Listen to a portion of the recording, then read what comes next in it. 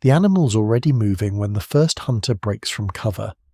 Across the cold grassland, a heavy body turns, muscles shifting beneath a winter coat, hooves striking frozen ground hard enough to throw dust and splinters of ice into the air.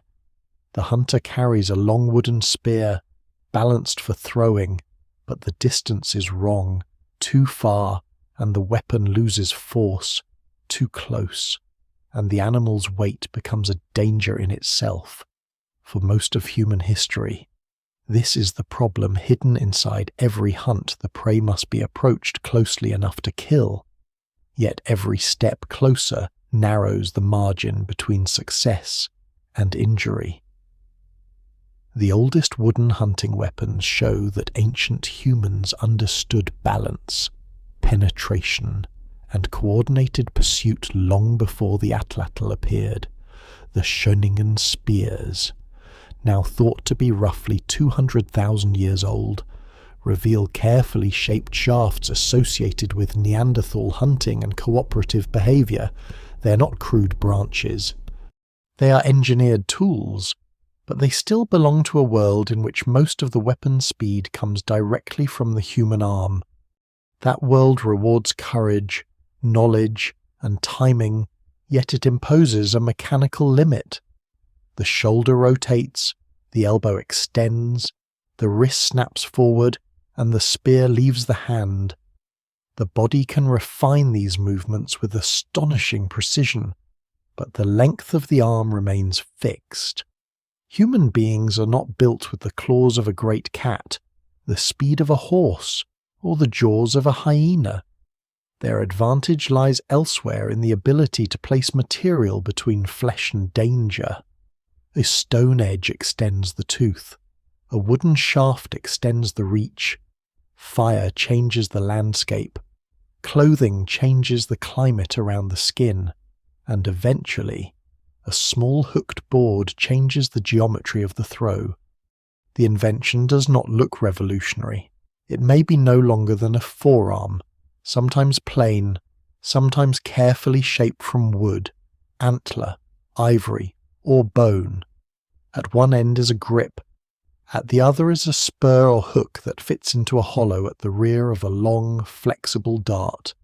The hunter holds the dart above the shoulder and drives the Atlatl forward. Because the tool extends the effective length of the arm, the hook travels through a larger arc and reaches a higher speed than the hand alone. The rear of the dart is pushed rapidly forward. The shaft bends, stores energy, straightens, and leaves the spur. In a fraction of a second, the human body and the separate pieces of the weapon behave as one machine. This is why the Atlatl deserves to be understood as one of humanity's earliest mechanical ranged weapons, rather than simply as a better spear. People had thrown spears for an immense span of time before it appeared, and the archaeological record may preserve other mechanically delivered projectile systems whose exact form remains uncertain. No single discovery gives a clean date for the first moment someone realized that a lever could transform a throw. Organic materials decay, wood rots, sinew disappears, feathers vanish, and a dart shaft can be reduced to nothing while its stone point survives for tens of thousands of years. Yet sometime in the Paleolithic, distance begins to acquire a new meaning. It is no longer only empty space that must be crossed by a running hunter or a hand-thrown spear. It becomes something that can be engineered. A person can remain farther from horns, tusks, hooves, teeth, and sudden movement while still delivering a projectile with penetrating force. The Atlatl does not remove danger. Hunting large animals remains uncertain, cooperative, and physically demanding. Accuracy depends on experience. Darts can miss, break, glance away, or strike poorly. Weather alters flight, vegetation interferes. A frightened herd does not behave like a target on an empty field. But even an imperfect increase in range changes the choices available to a hunting group. A hunter no longer needs to step quite as deeply into the animal's path. Several people can throw in sequence from positions chosen before the chase reaches them. A projectile can be launched across a narrow channel, toward the edge of a marsh, down a slope, or from behind partial cover. A long dart may flex in flight rather than behaving like a rigid hand spear. Its stone, bone, or antler point can be designed for penetration, while replaceable foreshafts make repair easier. The weapon's parts can be tuned to one another: the throwing board, the grip, the spur, the stiffness of the shaft, the weight of the point, and the rhythm of the user's motion. Atlatl technology therefore lives not in a single object, but in a relationship among objects, materials, bodies, and learned skill. Before we go deeper, take a moment to like the video and subscribe, if this is the kind of history and mystery you enjoy. The story that follows is not simply about a weapon. It is about the moment human beings began to make leverage part of survival, turning a movement of the body into a controlled release of stored energy. It is also a story built from absence. Archaeologists rarely recover a complete Paleolithic throwing kit laid neatly in the ground. Instead, they find impact fractures on tiny stone pieces, unusual antler forms, traces of hefting, fragments preserved in caves, and rare wooden objects rescued from dry shelters, ice, waterlogged sediment, or deserts. From these remnants, they attempt to reconstruct not only what was held in the hand, but how it moved through the air. The uncertainty matters because ancient projectile technologies can imitate one another in the archaeological record. A small point may have tipped an arrow, an atlatl dart, a light spear, or another weapon whose shaft has vanished. Researchers compare dimensions, cross-sectional area, mass, damage patterns, and experimental results. But scholars still debate where one weapon system ends and another begins. Even the phrase spear thrower can create confusion, because the projectile used with an atlatl is often better described as a dart, longer and heavier than an arrow, usually lighter and more flexible than a thrusting spear, and built to work with the launcher's mechanics. Without the surviving shaft, the point alone may conceal this identity. What survives in the record suggests that the development of mechanical projection was not a simple straight line from primitive to advanced. Hand-thrown spears continued to be useful. Thrusting weapons remained essential. Traps, drives, ambushes, and close-range killing did not disappear. Later, bows would spread through many regions. Yet even then the atlatl would endure in some environments for centuries or longer.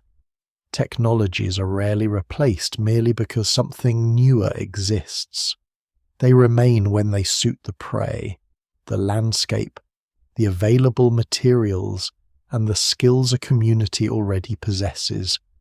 Still, the atlatl marks a profound shift. Its importance is not that it makes the hunter invulnerable, nor that it suddenly transforms every hunt into success. Its importance lies in the idea contained within it. The body does not have to accept its natural dimensions. A tool can alter the speed of the hand. A lever can magnify motion. Flexible wood can hold and return energy. Distance can become a resource rather than an obstacle. Long before gears, engines, or machines of metal, human beings discover that power can be arranged through form. On an Ice Age plain, this discovery may leave no monument. There is no stone wall, no city gate, no inscription announcing a new age. There is only a hunter raising a dart, a short board moving behind it, and a release too fast for the eye to separate into parts. The projectile lifts, bends, straightens, and crosses the dangerous ground between human and animal. In that brief flight, the old limit of the arm has already begun to disappear. The transformation begins with an object so modest that, Separated from its dart, it can look almost meaningless. A narrow piece of wood, antler, bone, or ivory. A shallow groove along its surface, a small hook or spur at one end. Perhaps a grip worn smooth by repeated use. Nothing about it resembles the later machinery of wheels, pulleys, or gears, yet the principle is unmistakably mechanical. The Atlatl changes the relationship between force and motion by extending the path through which the hunter's hand acts upon the projectile. It is a lever carried in the palm, and its greatest achievement is not strength alone, but speed. A hand-thrown spear leaves from the fingers. Its final acceleration is limited by the motion of the shoulder, elbow, wrist, and hand. With an Atlatl, the hunter still uses those same joints, but the spur at the far end of the launcher travels faster than the hand because it sweeps through a wider arc. The tool effectively lengthens the throwing arm.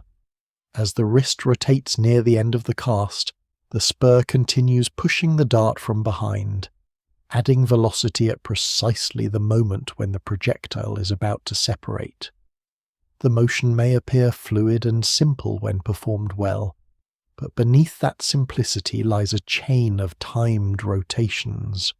The torso turns, the shoulder advances, the elbow unfolds, the wrist snaps, the Atlatl pivots, the dart bends and then releases. This bending is one of the weapon's least obvious features. A dart is not merely a miniature spear made lighter for convenience. It often behaves as a spring.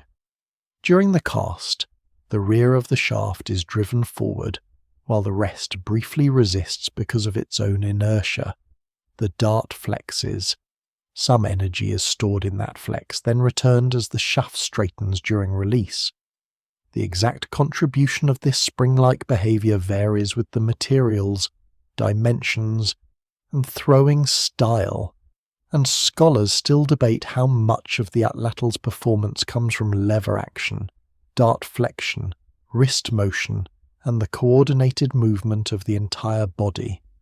No single explanation fully accounts for every design. What is clear is that launcher and dart form a system. One cannot be understood properly without the other. That system may have been discovered gradually rather than invented in a single moment.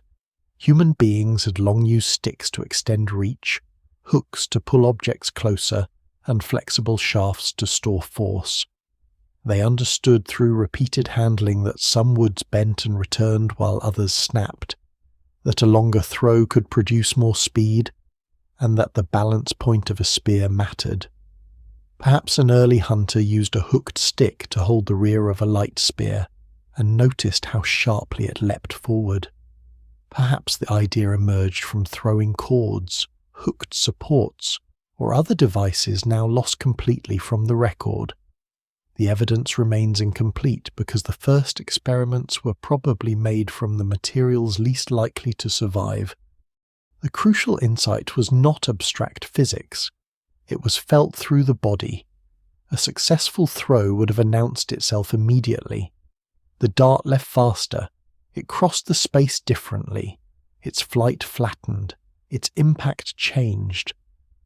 The hand no longer had to grip and release the shaft in the same way, because the spur transferred force through the hollowed or fitted end of the dart.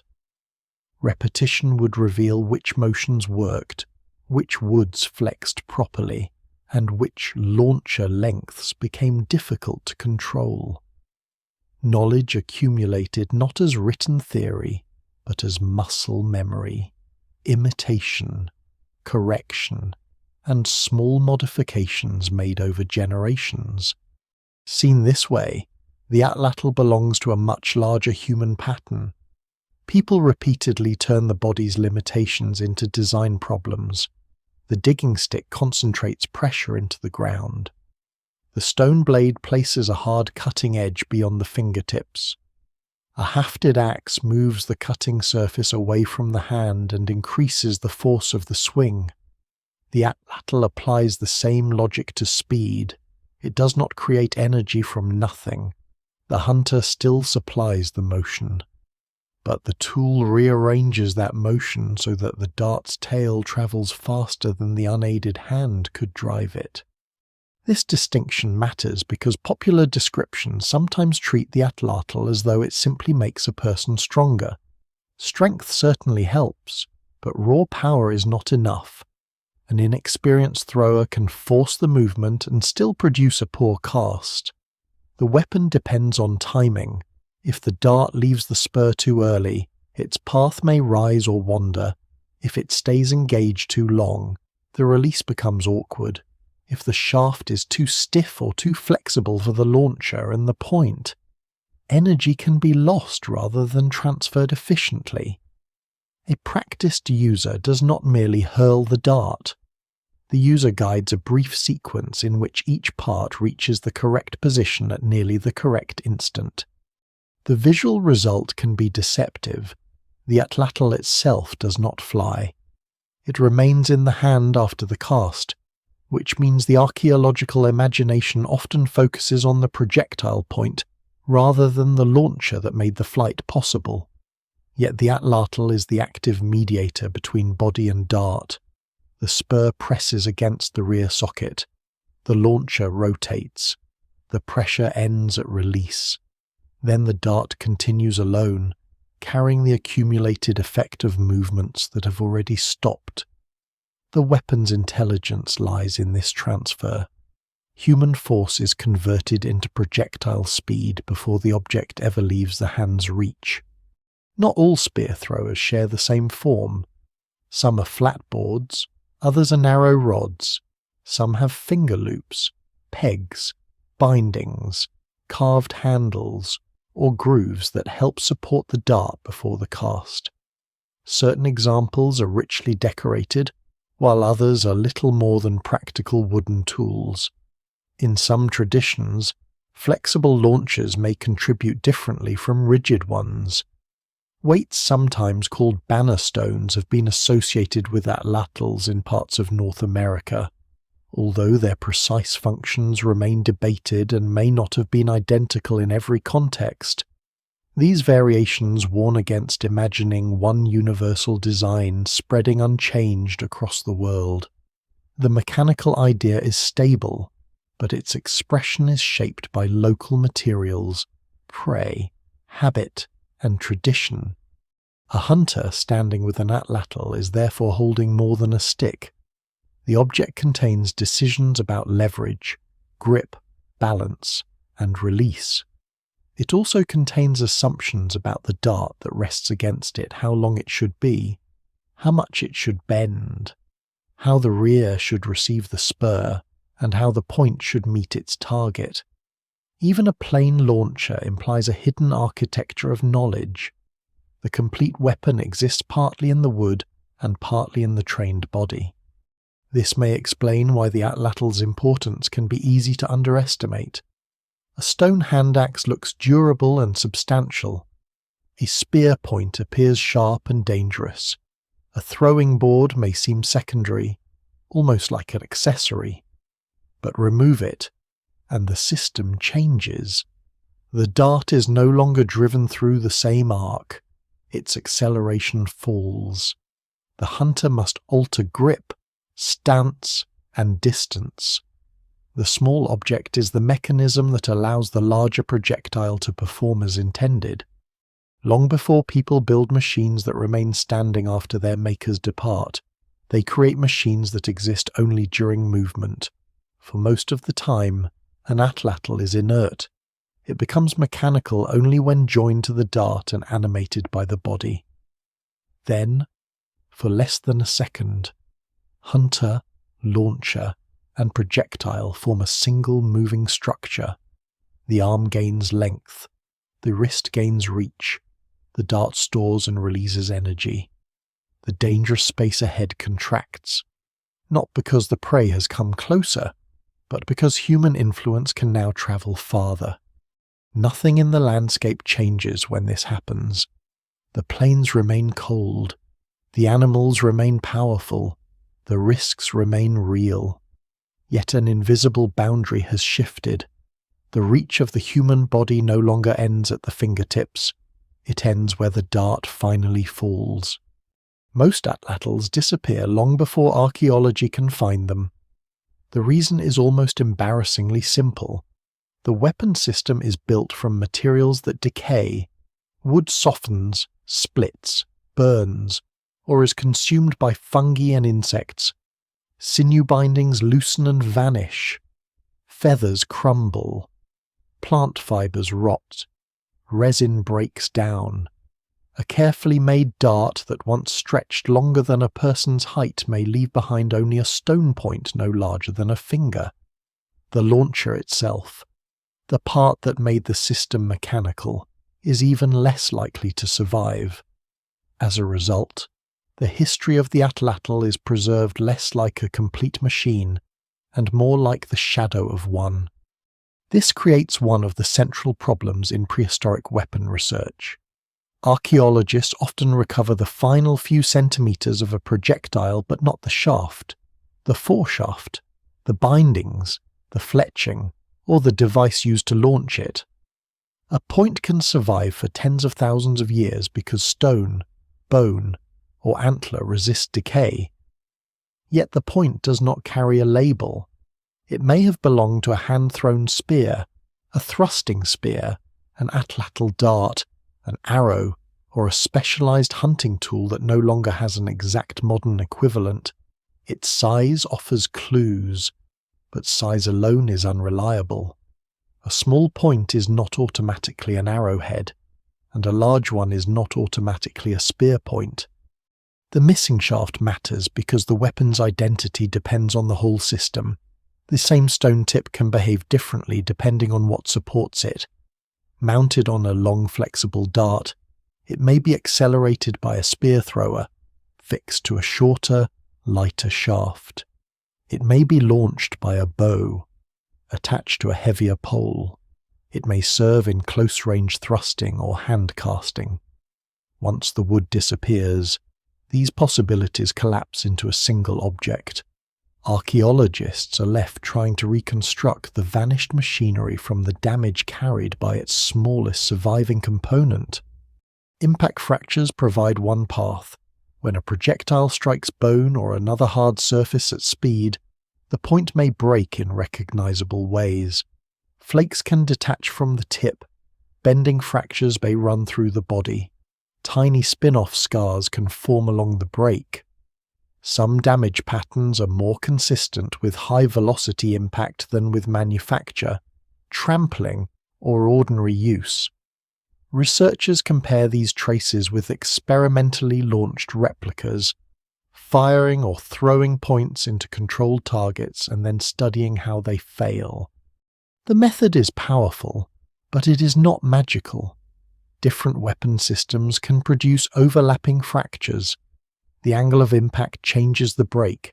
So does the target material, the quality of the stone, the shape of the point, the hafting method, and the force of the strike.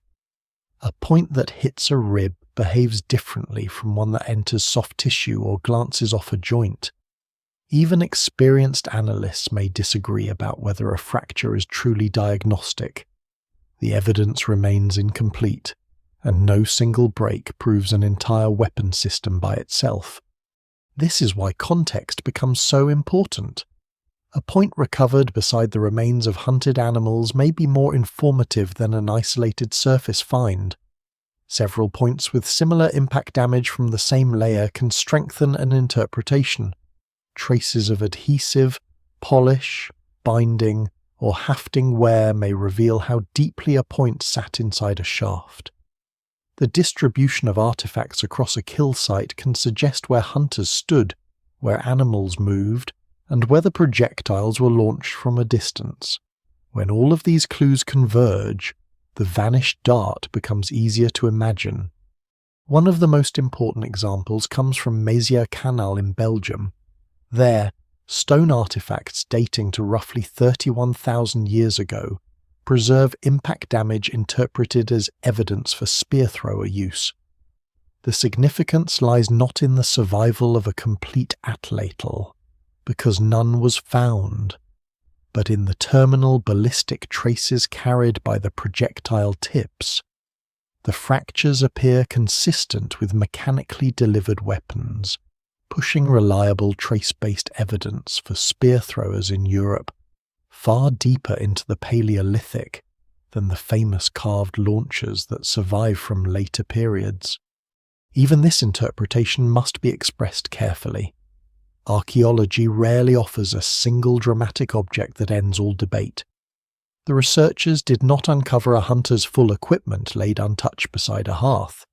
They reconstructed a behaviour from broken stone. What survives in the record suggests that people at the site used a mechanical projection system, but the exact design of the launcher, the length of the darts, the throwing style, and the cultural meaning of the weapon remain unknown.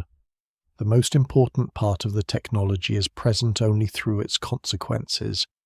Elsewhere, preservation occasionally changes the entire picture. Dry caves, desert shelters, frozen ground, and waterlogged deposits can protect organic objects that would normally disappear. In such places, archaeologists may recover wooden foreshafts, dart fragments, throwing boards, or pieces of binding. These finds are rare enough to feel almost improbable.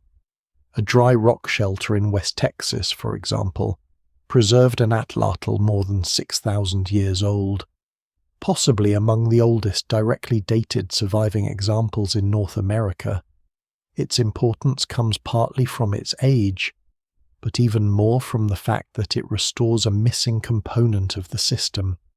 Instead of inferring a launcher from stone alone, researchers can study the shape, material, construction, and wear of the object itself. Such discoveries reveal how misleading the ordinary record can be. A landscape may contain thousands of projectile points and no wooden atlatls, giving the impression that stone was the dominant technology. In reality, the stone point may have been only the replaceable cutting or penetrating end of a far more elaborate organic machine. The most labour-intensive component may have been the dart shaft, straightened over heat, scraped to the correct thickness, joined to a removable foreshaft, balanced, and perhaps fletched. None of that work necessarily survives. Even the launcher may be more complex than its preserved form suggests. A groove could have supported the dart before release. Finger loops may have been attached with perishable cordage. Grips could have been wrapped in hide. Decorative elements may have been painted rather than carved. A stone weight found nearby might have been connected to the Atlatl, though the function of such weights remains debated. Some may have altered balance, reduced noise, changed the feel of the cast, or served symbolic roles. Others may not have been Atlatl parts at all. Without the organic connections, objects that once belonged together are scattered into separate archaeological categories. Modern classification methods attempt to reduce this uncertainty. Researchers measure point mass, width, thickness, neck dimensions, cross-sectional area, and other traits, then compare known dart points and arrow points. Statistical and Bayesian models can estimate the probability that an ancient specimen belonged to one system or another. These approaches are valuable because human judgment alone can be influenced by assumptions.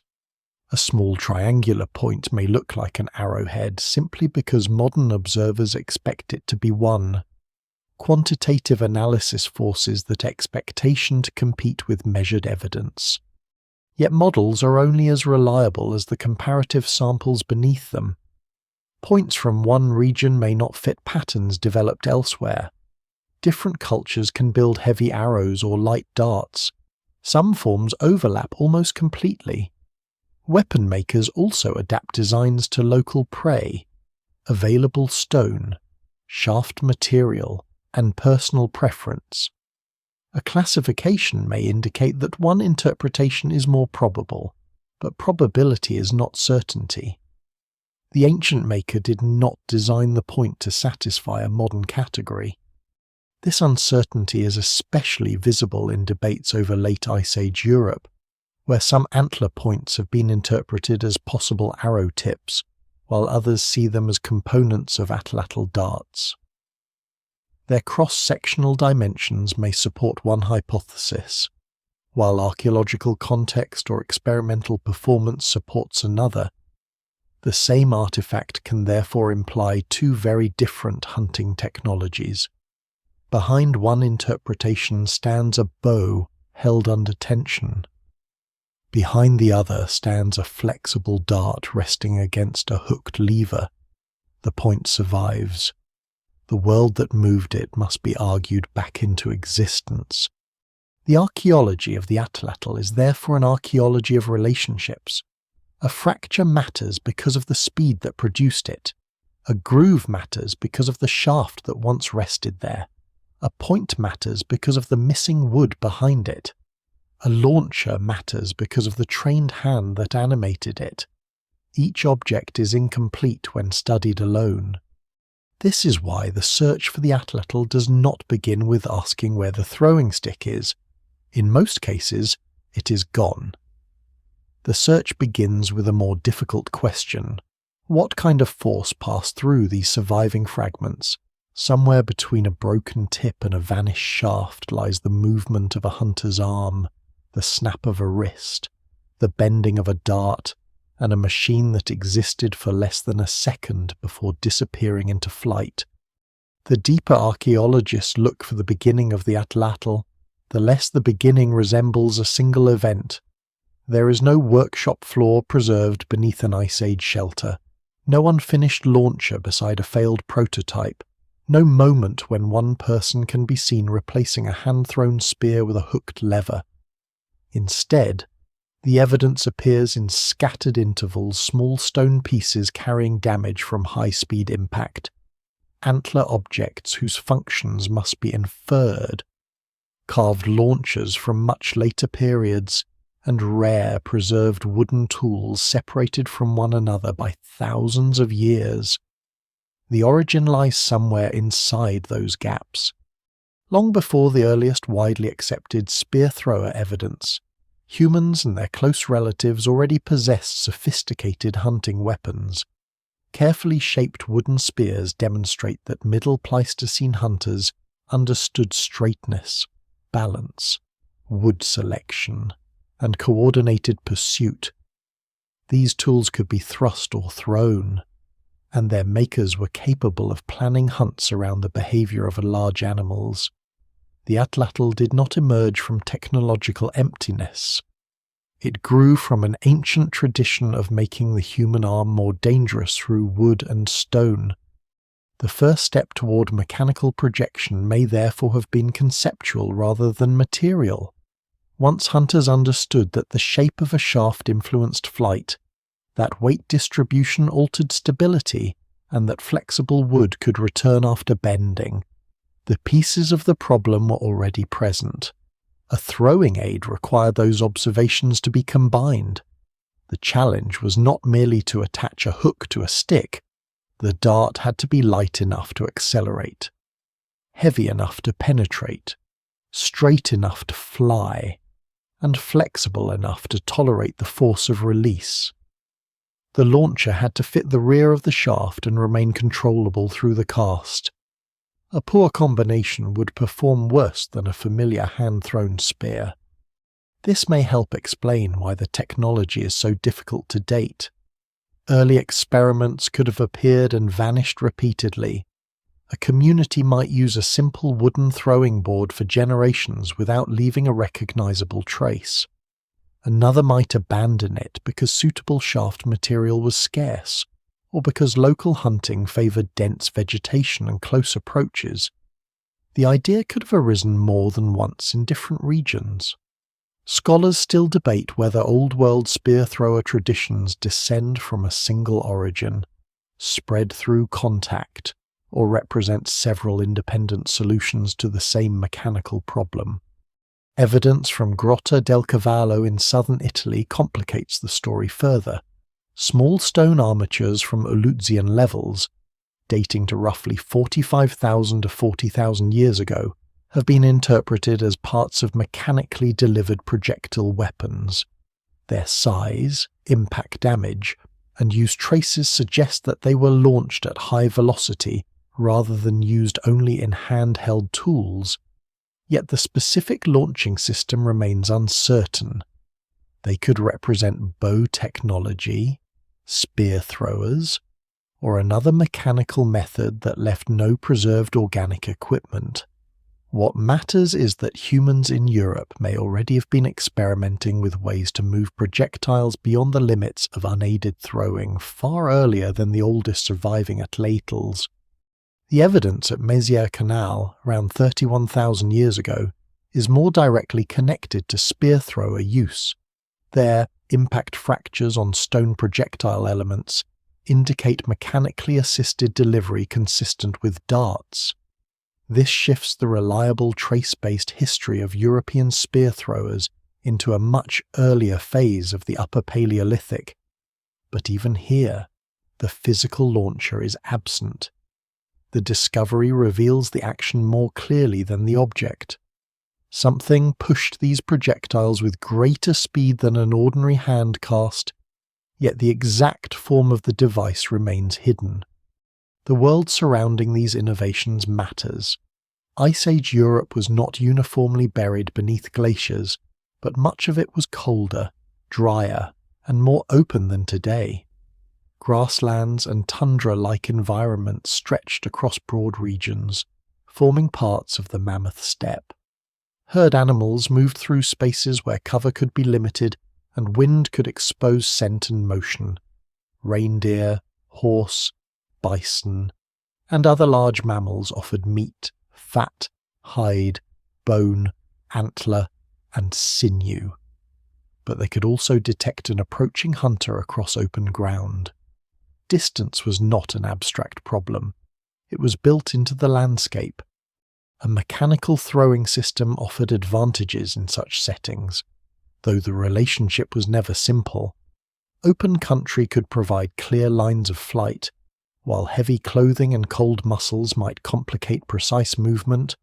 Large herd animals could be targeted from ambush points, migration corridors, river crossings, or natural bottlenecks. Darts could be carried as part of a mobile hunting kit and repaired with replaceable components. A hunter might launch from farther away than with a thrusting spear, reducing the need to enter the immediate path of an animal. Yet greater range did not guarantee success. Wind, movement, and the long flexible shaft introduced their own uncertainties. Climatic pressure may have encouraged refinement without directly causing invention. During colder periods, groups often ranged across large territories and depended on detailed knowledge of animal movement. Reliable hunting equipment could have offered a meaningful advantage when missed opportunities carried serious costs. But no single environmental explanation fully accounts for the Atlatl's appearance. People lived in open landscapes for immense periods without leaving clear evidence of spear throwers, and the technology later flourished in forests, deserts, wetlands, and coasts as well. Climate created problems. Culture determined which solutions were developed and retained. By the later Upper Paleolithic, especially in Magdalenian contexts, the spear thrower becomes more visible.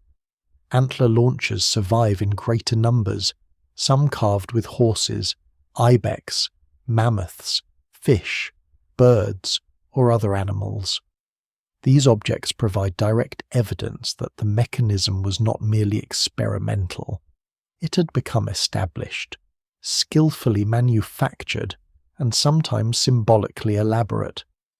The famous carved examples can make the Atlatl seem like a Magdalenian invention, but they are better understood as the surviving crest of a much older and less visible history. The gap between 31,000-year-old ballistic evidence and later preserved launchers is not an empty interval. It is a preservation problem. Organic technology can persist culturally while remaining almost absent archaeologically. Generations may have made wooden atlatls that rotted completely. Darts may have been repaired until only the stone or antler tip entered the ground. A complete weapon system could pass through centuries while leaving behind nothing that modern researchers would confidently identify. At the same time, continuity cannot simply be assumed. Similar impact traces do not prove that every later spear thrower descends directly from the same early tradition. Technologies can disappear and be reinvented. Knowledge can move across social networks, fragment during population shifts, or be transformed beyond recognition. The archaeological record captures only occasional points along a changing line. Between them lie migrations, climatic crises, local adaptations, and countless decisions made by people whose names and languages are gone. The origin of the Atlatl is therefore best understood not as a date but as a threshold. Before that threshold, hunters already possess throwing skill, complex wooden weapons, stone armatures, and cooperative strategies. Beyond it, at least some communities begin using a device that separates the speed of the projectile from the natural length of the arm. The change may have begun with small experiments, perhaps unnoticed beyond a few groups. Once established, however, it opened a durable technological path. That path did not lead in a straight line toward the bow. For thousands of years, the spear thrower was not an imperfect substitute awaiting replacement. It was a mature weapon in its own right, suited to powerful darts, adaptable materials, and a wide range of hunting conditions. Its earliest makers could not have known that archaeologists would one day search for them through microscopic fractures. They knew only that a dart released from a lever crossed the open ground differently. Somewhere in the deep Paleolithic, amid cold wind, moving herds, and the constant need to balance opportunity against danger, that difference became worth remembering. A successful form was copied, a grip was adjusted, a shaft was made lighter, a spur was reshaped. The innovation entered tradition, and once tradition carried it, the idea no longer belonged to a single inventor. It belonged to the group, then perhaps to neighbouring groups, and eventually to worlds far beyond the landscape where it first took flight. Once the spear thrower enters regular use, its apparent simplicity begins to dissolve. A launcher can be carved quickly, but a good one is not merely any stick with a hook. Its length affects leverage. Its stiffness changes the feel of release. The angle of the spur influences how the dart separates. The grip determines whether the hunter can guide the cast without losing control. The dart itself must be matched to the launcher so closely that changing one part may force adjustments throughout the entire system. What looks like a primitive weapon is, in practice, a carefully tuned relationship between mass, flexibility, balance, and timing. Length is the most obvious variable. A longer atlatl can move its spur through a wider arc, increasing the potential speed at the rear of the dart. Yet length also creates problems. A very long launcher is harder to control, slower to reposition, and more awkward in dense vegetation or confined spaces. It may amplify small errors in wrist angle. A shorter launcher sacrifices some leverage, but can feel quicker and more stable. Different traditions arrive at different compromises, shaped by body size, throwing style, local terrain, and the kind of dart being used. There is no single ideal length independent of the person and projectile. The launcher's rigidity matters as well. Some atlatls behave almost like solid extensions of the forearm, transferring movement directly into the dart. Others flex slightly during the cast. Flexible launchers have sometimes been described as springs that store and return energy, but the reality is more complicated. Too much flex can absorb energy or disrupt timing. Too little may make the cast feel harsh or poorly matched to a flexible dart. Experimental work suggests that performance comes from the interaction of the entire system rather than from any one component acting alone. Scholars still debate exactly how much additional speed launcher flex contributes in different designs, but experienced makers understand the practical truth: a throwing board must feel right when loaded. The spur at its end is small, yet its shape is critical. It must seat securely in the rear of the dart while allowing clean separation at release. If the fit is loose, the dart may slip before the cast is complete. If it grips too tightly, the release may be delayed or distorted. Some spurs are carved directly from the launcher. Others are inserted as separate pieces of bone, antler, wood, or stone. A removable spur can be replaced when damaged, but it introduces another joint that must remain secure. The angle between spur and launcher affects how force enters the dart, and even minor differences can change the path of release. At the opposite end, the grip anchors the machine to the hand. Some launchers are held with a simple wrapped handle. Others use finger loops, pegs, or shape depressions that allow the user to support both atlatl and dart before the cast. These arrangements are not decorative conveniences. A dart may be longer than the hunter is tall, and its rear must remain aligned with the spur while the front extends forward above the shoulder. The grip must therefore provide stability without locking the hand into a rigid motion.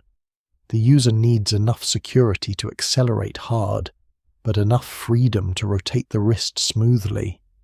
The dart introduces a second world of engineering. Its shaft is usually longer, lighter, and more flexible than a heavy thrusting spear. If it is too stiff, it may resist the rapid acceleration produced by the atlatl and leave inefficiently. If it is too flexible, it can oscillate excessively, lose accuracy, or even fail under stress. Makers must select wood or cane with suitable properties, then straighten it carefully. Heat can be used to correct bends. Scraping alters thickness and stiffness. Small amounts of material removed from one area may change the shaft's behavior during the entire cast. Balance is equally important. A dart that is too heavy at the rear may leave the launcher poorly. One that is excessively front-heavy can become difficult to accelerate, though some forward weight helps stabilize flight and supports penetration. The point, foreshaft, mainshaft, bindings, and any fletching all contribute to the center of mass. Hunters do not need mathematical formulas to discover these relationships. They learn them through flight. A dart that wobbles, rises sharply, dives, or strikes sideways announces its imbalance. Repeated testing turns observation into design. Many dart systems use a detachable foreshaft inserted into the main shaft. This arrangement offers several advantages. The penetrating tip can be made from dense wood, bone, antler, or stone, and replaced when broken. The long main shaft, which requires time to straighten and tune, can be recovered and reused. In some designs, the foreshaft may separate inside an animal while the main shaft falls away, reducing the chance that movement will loosen the embedded point. Archaeological preservation often favors these harder foreshafts and points, leaving the more elaborate main shaft invisible. Fletching may help stabilize some darts, though not every atlatl tradition uses feathers in the same way. Large spiral-set feathers can encourage rotation, while other designs rely more heavily on shaft length, balance, and natural flex, cordage, sinew, plant fiber, resin, and hide bindings hold components together. Each addition changes weight and airflow. A repair that seems minor can alter the cast enough that the hunter must compensate. The weapon is therefore never entirely finished. It is maintained, tested, adjusted, and learned again after damage. Weights attached to certain North American atlatls add another layer of uncertainty. Stone objects, often called banner stones, have been interpreted as atlatl weights. Although their functions remain debated, they may have changed balance, dampened movement, reduced noise, assisted in holding the launcher ready, or served ceremonial and social purposes. Some experimental users find that added weight smooths the cast, rather than simply increasing projectile speed. Others argue that not every perforated stone associated with hunting equipment belonged to a launcher. The evidence does not support one universal explanation, and different objects may have served different roles. Even without added weights, the atlatl must be matched to the physical habits of its owner. A launcher that works beautifully for one person may feel awkward to another. Arm length, shoulder mobility, grip strength, stance, and release style all matter. Experienced users often develop a consistent rhythm that makes the weapon appear effortless. The power comes not from a violent snap alone, but from a sequence beginning in the legs and torso. Weight shifts forward, the trunk rotates, the shoulder carries the elbow, the forearm follows, the wrist completes the motion. The launcher magnifies the final stage, but only because the earlier movements have placed it correctly. Accuracy emerges from consistency rather than stillness.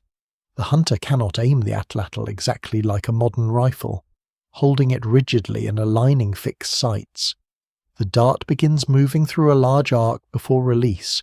Its path depends on timing, body position, target movement, and the angle of the entire system. Practice teaches the user to feel where release must occur. Too soon, and the dart climbs. Too late, and it drives low. A small change in wrist position can shift the impact dramatically at distance. This makes the atlatl both forgiving and demanding. It can produce high projectile speed without requiring exceptional strength, allowing a skilled user to launch a heavy dart efficiently. Yet the same leverage magnifies mistakes. A poor cast does not merely travel weakly. It can send the dart far from its intended line. The weapon rewards repetition, which means its true technology includes training. A finely carved launcher without practiced movement is incomplete. No surviving prehistoric manual explains how makers selected shaft wood, judged spine, adjusted point weight, or taught release timing. That knowledge must be reconstructed from artifacts, ethnography, biomechanics, and experimentation. Modern tests can measure velocity and impact, but they cannot fully reproduce the lived experience of people who made these weapons from local materials and used them under real hunting conditions. What survives in the record suggests a high degree of practical understanding, even when the exact choices remain uncertain. The perfect throw was never produced by the atlatl alone. It emerged when wood, stone, sinew, balance, muscle, and timing briefly aligned. For the hunter, success may have felt instantaneous. For the maker, it was the result of countless small decisions hidden inside the weapon long before the dart began to move. The long shaft resting against the launcher can easily be mistaken for a spear, especially when seen in a museum case without motion. It is pointed, balanced, and designed to enter an animal. Yet the resemblance hides an important difference. A hand spear must survive the direct force of the throw or the pressure of thrusting at close range.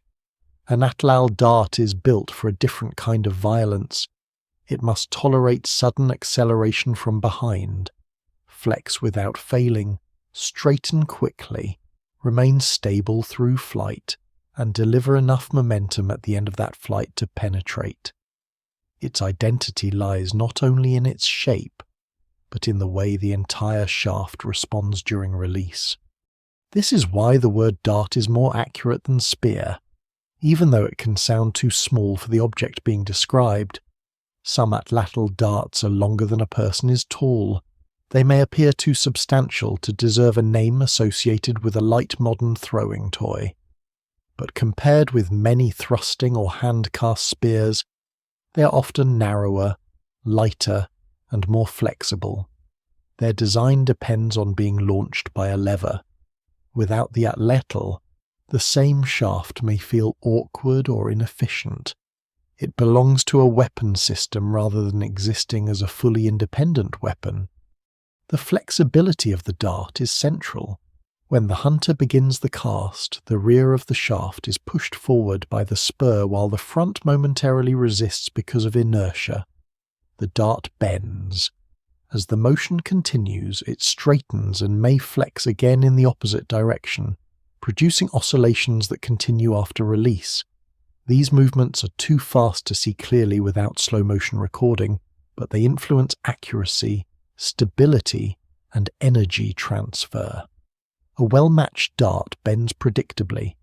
A poorly matched one may fishtail, strike sideways, or waste much of the force applied by the launcher. Modern archers use the term spine to describe shaft stiffness, and a similar practical problem exists with Atlatl darts. A heavier point increases the load at the front and changes how the shaft flexes. A longer shaft can bend more readily than a shorter one made from the same material. Cane, reed, willow, spruce, ash, and other woods or plant stems each behave differently. Some are naturally straight and hollow, others must be scraped, heated, and corrected repeatedly. A maker judges the shaft not by appearance alone, but by how it responds when bent, shaken, and thrown. The archaeological record rarely preserves this flexibility.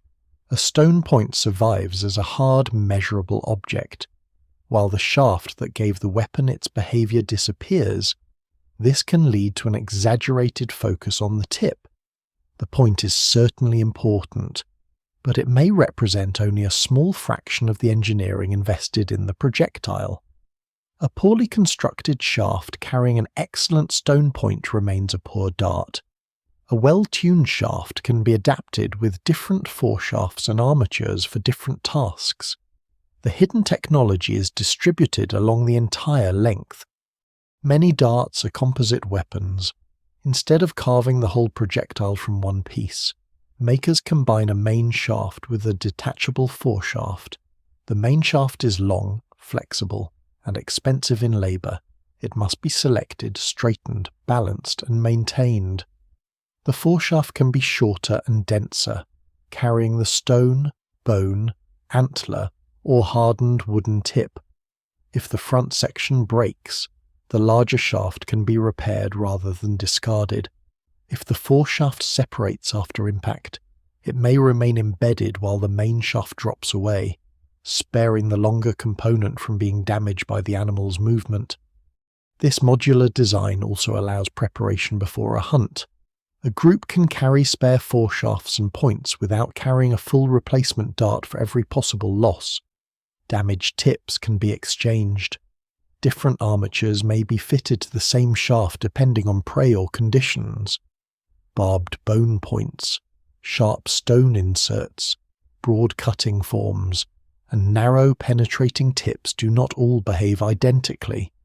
Their usefulness depends on what they are meant to strike, how deeply they must enter, and whether the hunter expects to recover them. The rear of the dart is just as specialized as the front.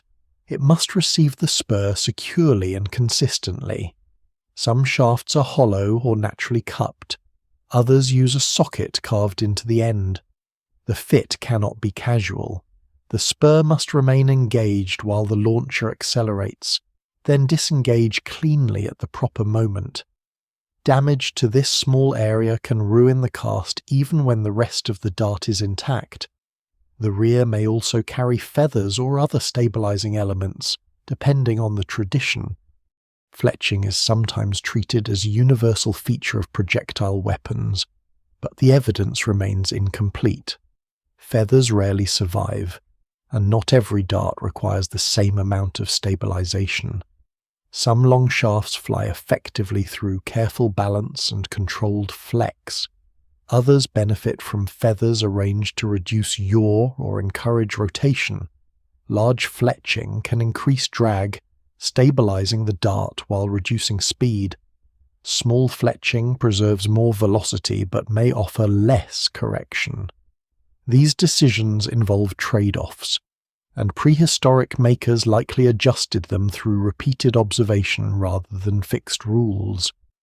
The point of impact reveals another difference between darts and heavier spears. A thrusting spear receives continued pressure from the person holding it. A hand-thrown spear can carry substantial mass, but usually at lower velocity than a well-launched dart. An Atlatl dart arrives with a combination of speed and weight that can produce deep penetration, especially when the tip is narrow and securely hafted. It does not need to be enormous to be dangerous. Its effectiveness lies in concentrating motion into a small area. Yet performance cannot be reduced to maximum velocity. A very light dart may travel quickly, but lose momentum rapidly and be deflected more easily. A very heavy dart may strike powerfully, but accelerate poorly and follow a more curved path.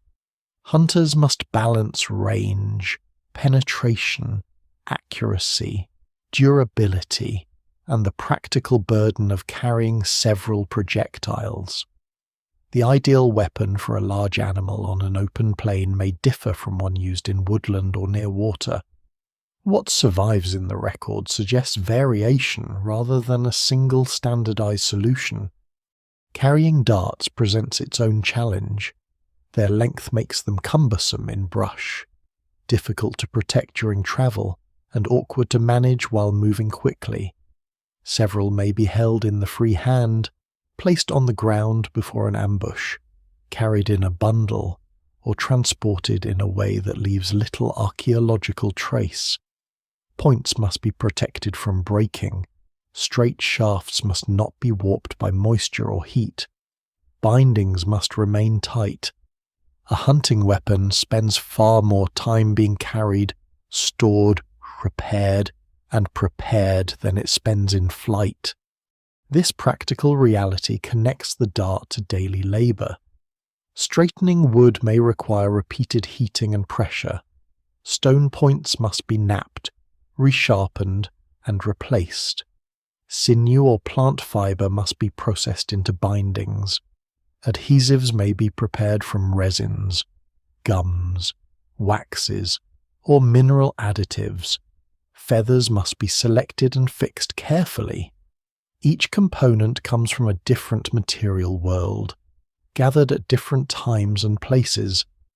A finished dart compresses a landscape into a single object stone from one source, shaft wood from another, animal tissue used for binding, resin collected from trees, and knowledge carried by the maker.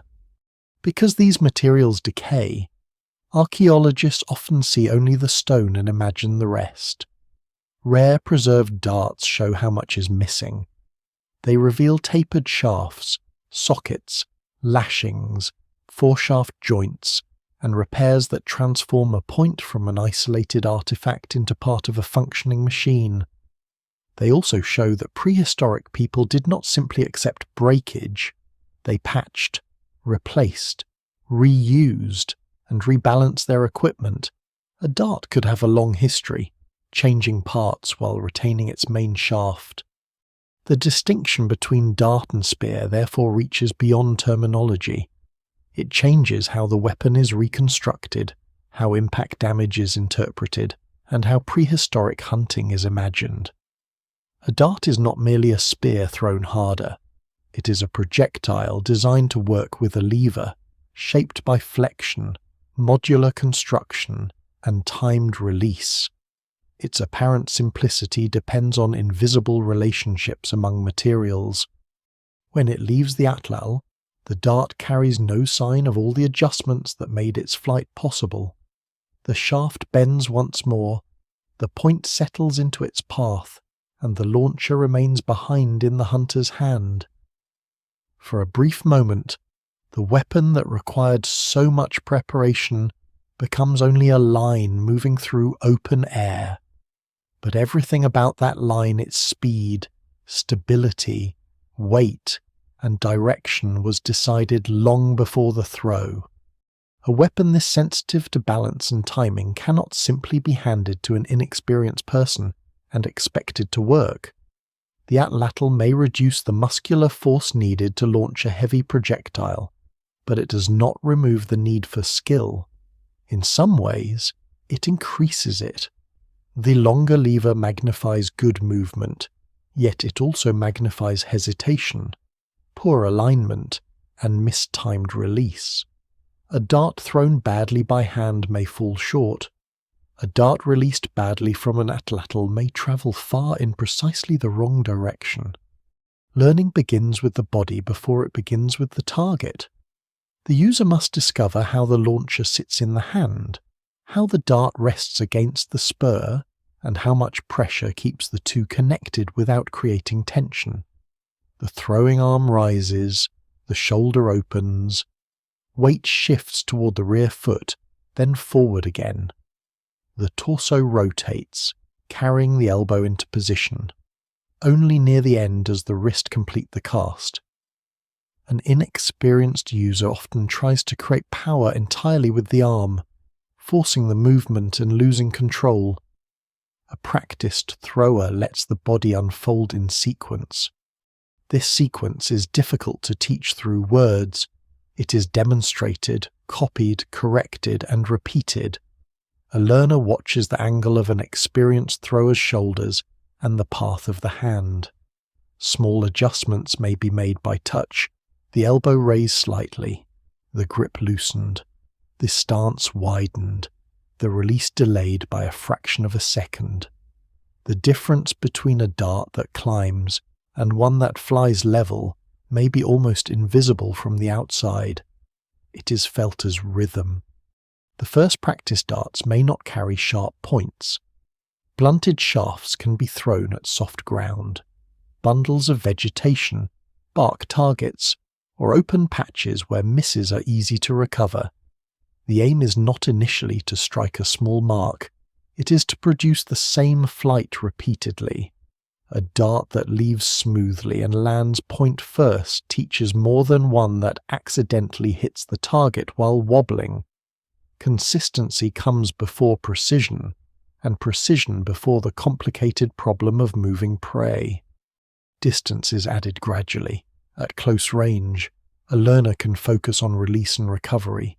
Farther away, small errors become obvious. A slightly early release sends the projectile high, a late one drives it down. Poor alignment moves it to one side. Wind begins to matter. So does the curvature of the flight.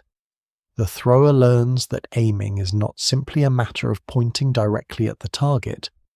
The dart follows a path shaped by gravity, speed, angle, and distance, all of which must be judged quickly.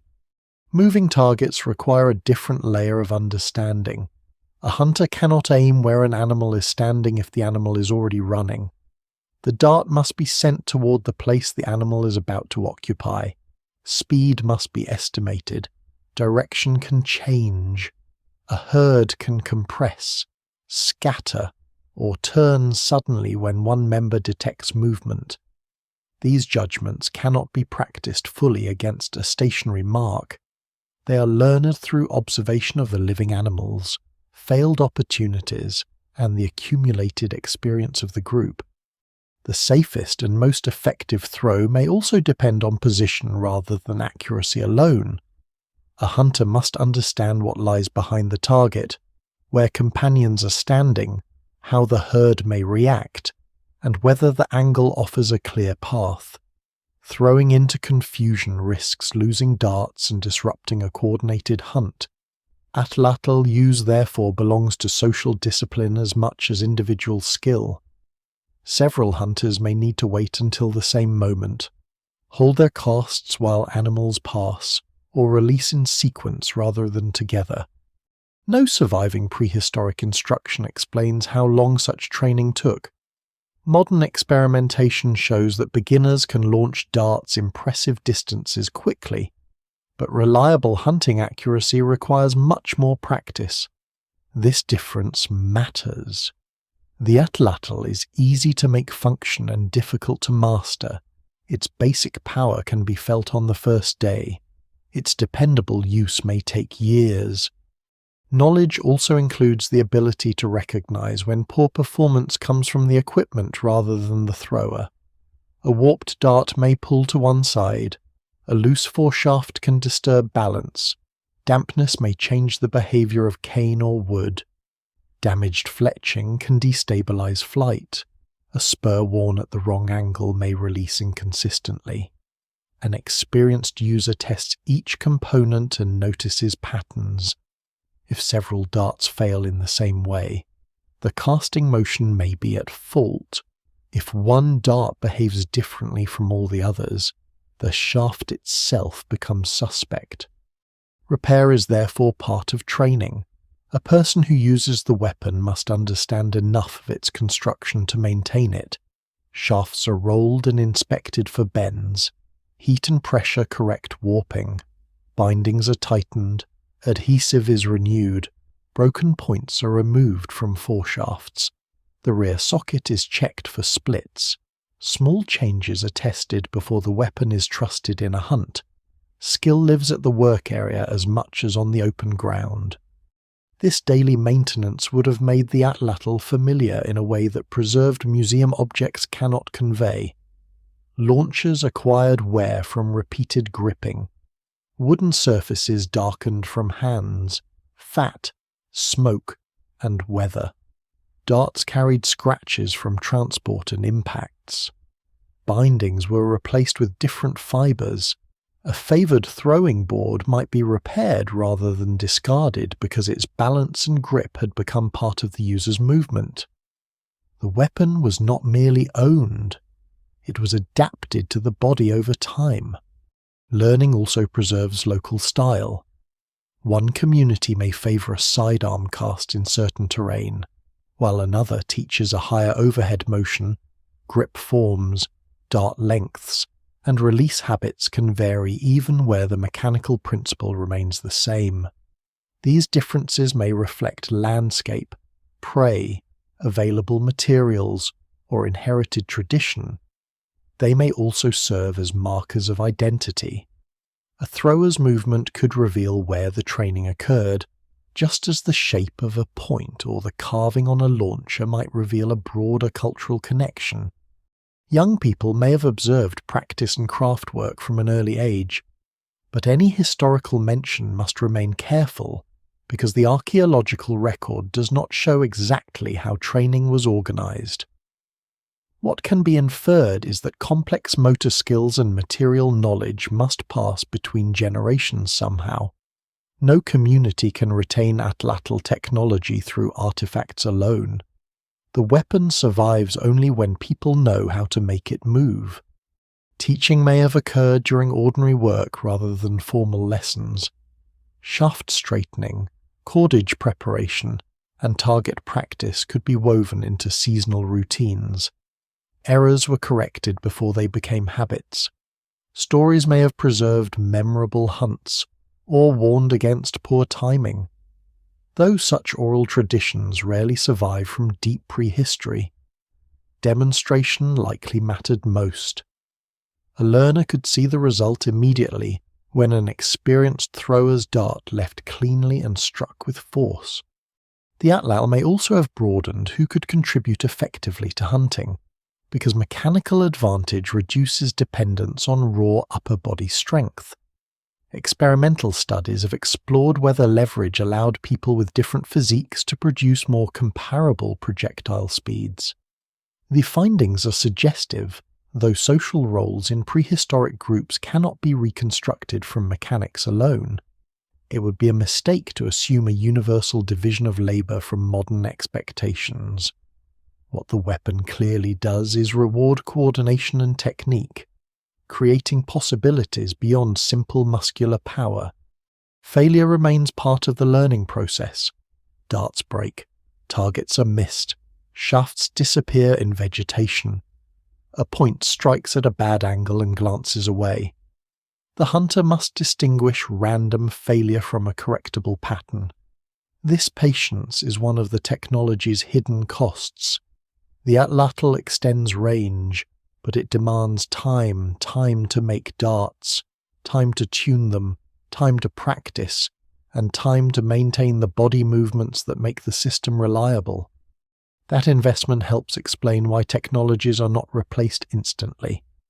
Once a community possesses skilled throwers, established teaching methods, familiar materials, and generations of practical knowledge, the Atlatl becomes more than an object that can be compared against another weapon. It becomes a learned world. Replacing it means replacing habits, equipment, craft routines, and the confidence built through repetition.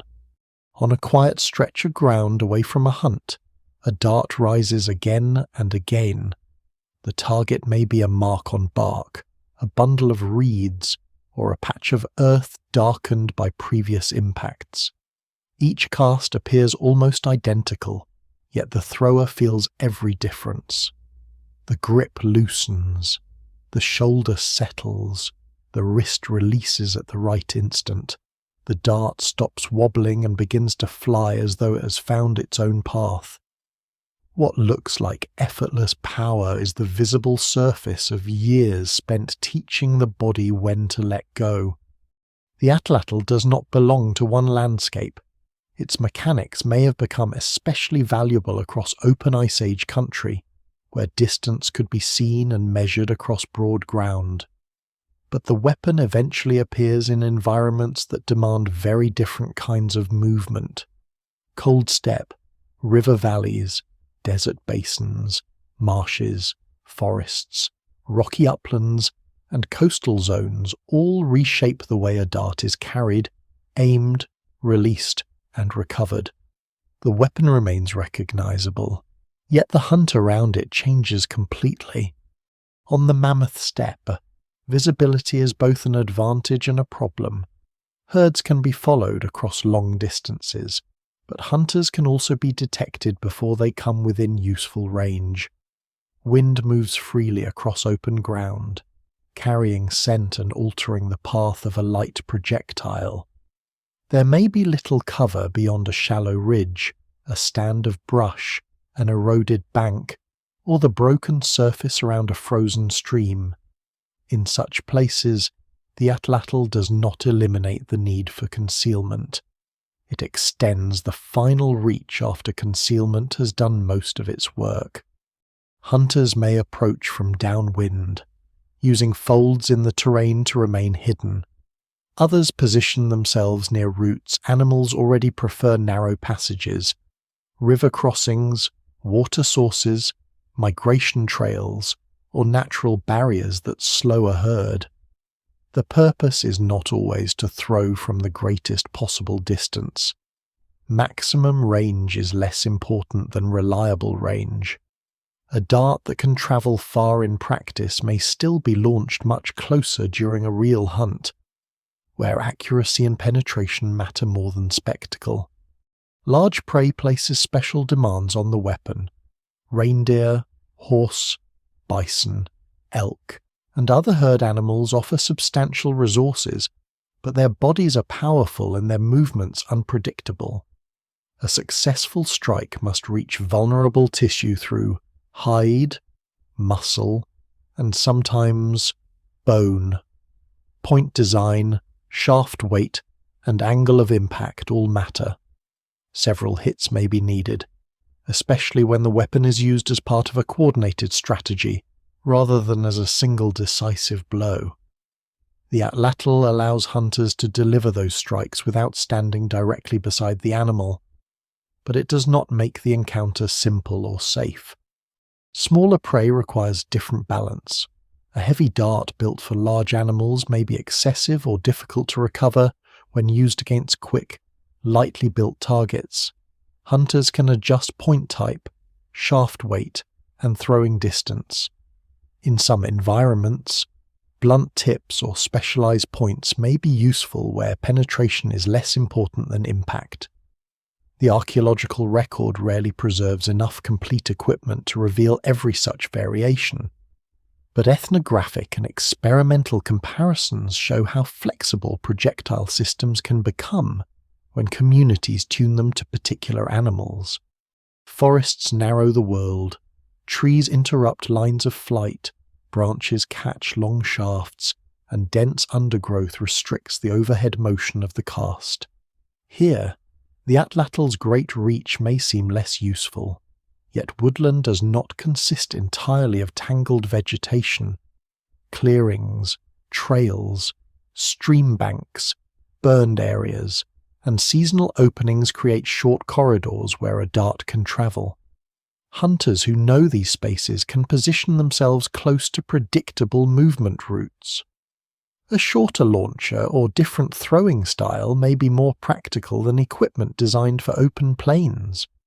The long dart remains awkward to carry through brush. Its point must be protected, and the shaft must not be warped or split. This practical problem may influence how hunting groups move through wooded country.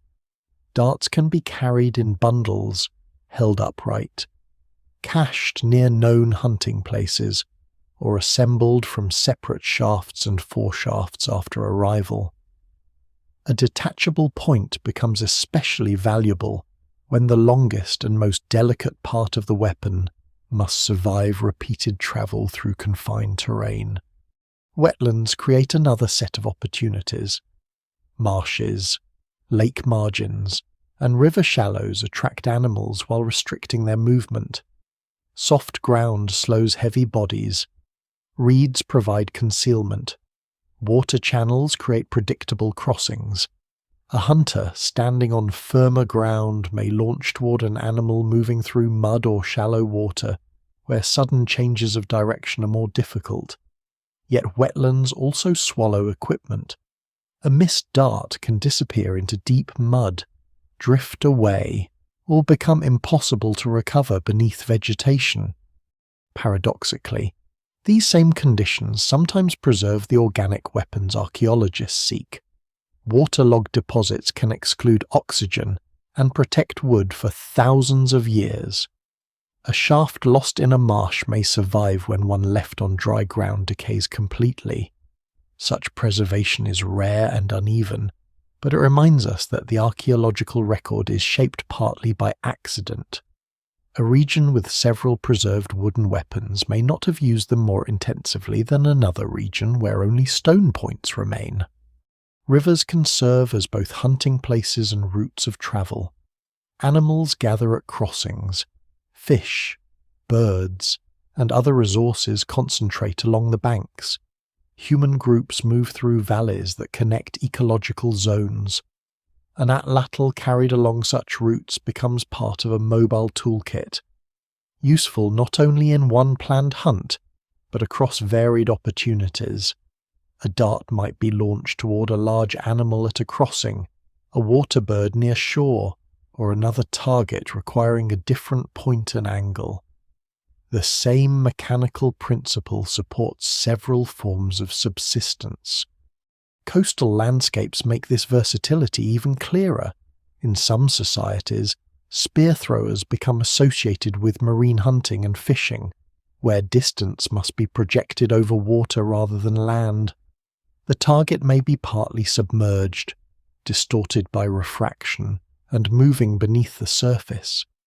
A heavy dart or harpoon-like projectile may carry a line, detachable head, or barbed point. The atlatl's role is no longer simply to increase impact against terrestrial prey.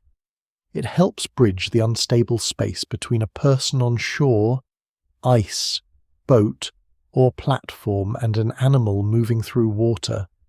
Throwing over water changes judgment. The surface reflects light. Waves conceal distance. The projectile may enter at an angle different from the one the eye expects. Recovery becomes essential because a lost shaft represents time and valuable material. Barbed points, lines, floats, or detachable components may reduce loss, though the exact combinations vary widely across cultures. What survives in the record suggests that spear thrower technology could be adapted far beyond the classic image of an Ice Age hunter facing a herd on open grassland.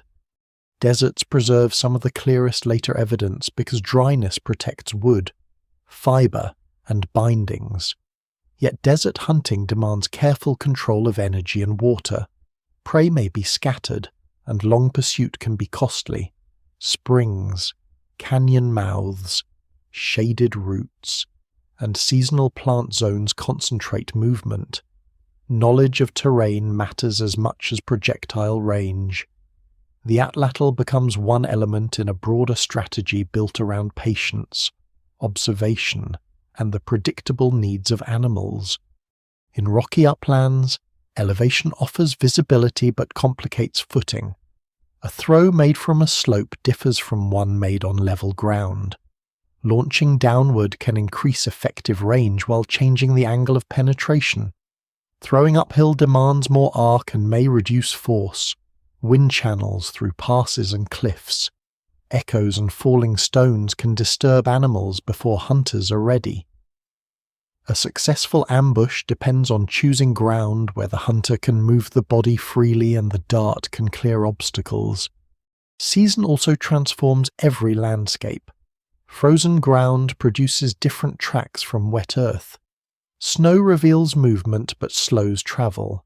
Summer vegetation hides both prey and hunter. Migration brings animals into dense concentrations for brief periods, then leaves entire regions almost empty.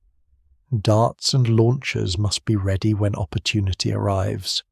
Repair, shaft preparation, and practice therefore occur long before the hunt itself, often during quieter intervals when failure carries no immediate cost.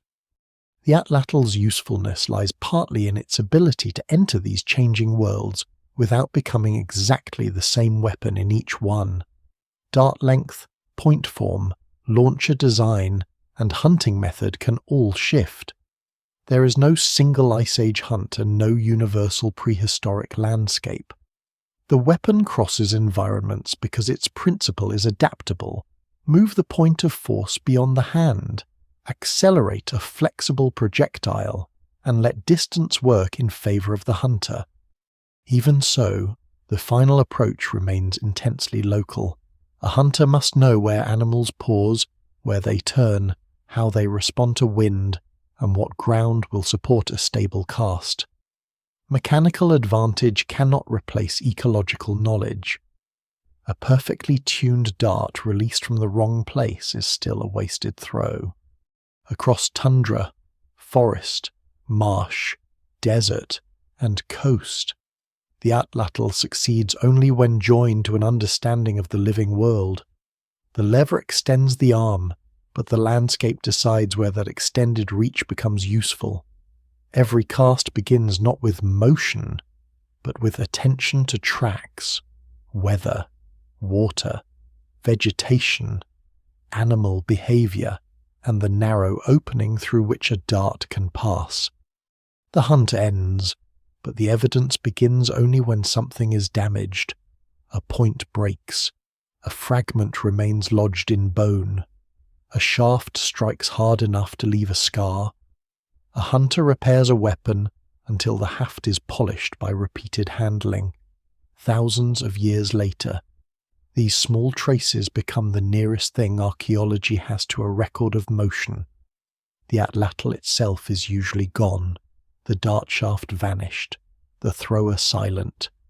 What remains is the wound written into stone, antler, and bone. Impact damage is among the most important forms of evidence because it records the final instant of flight.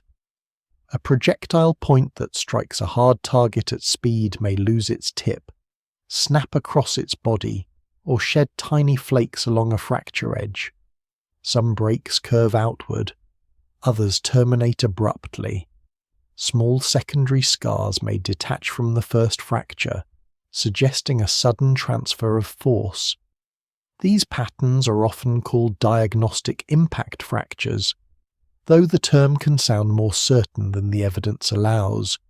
Trampling, manufacture, reuse, accidental breakage, and later pressure in the ground can imitate parts of the same damage.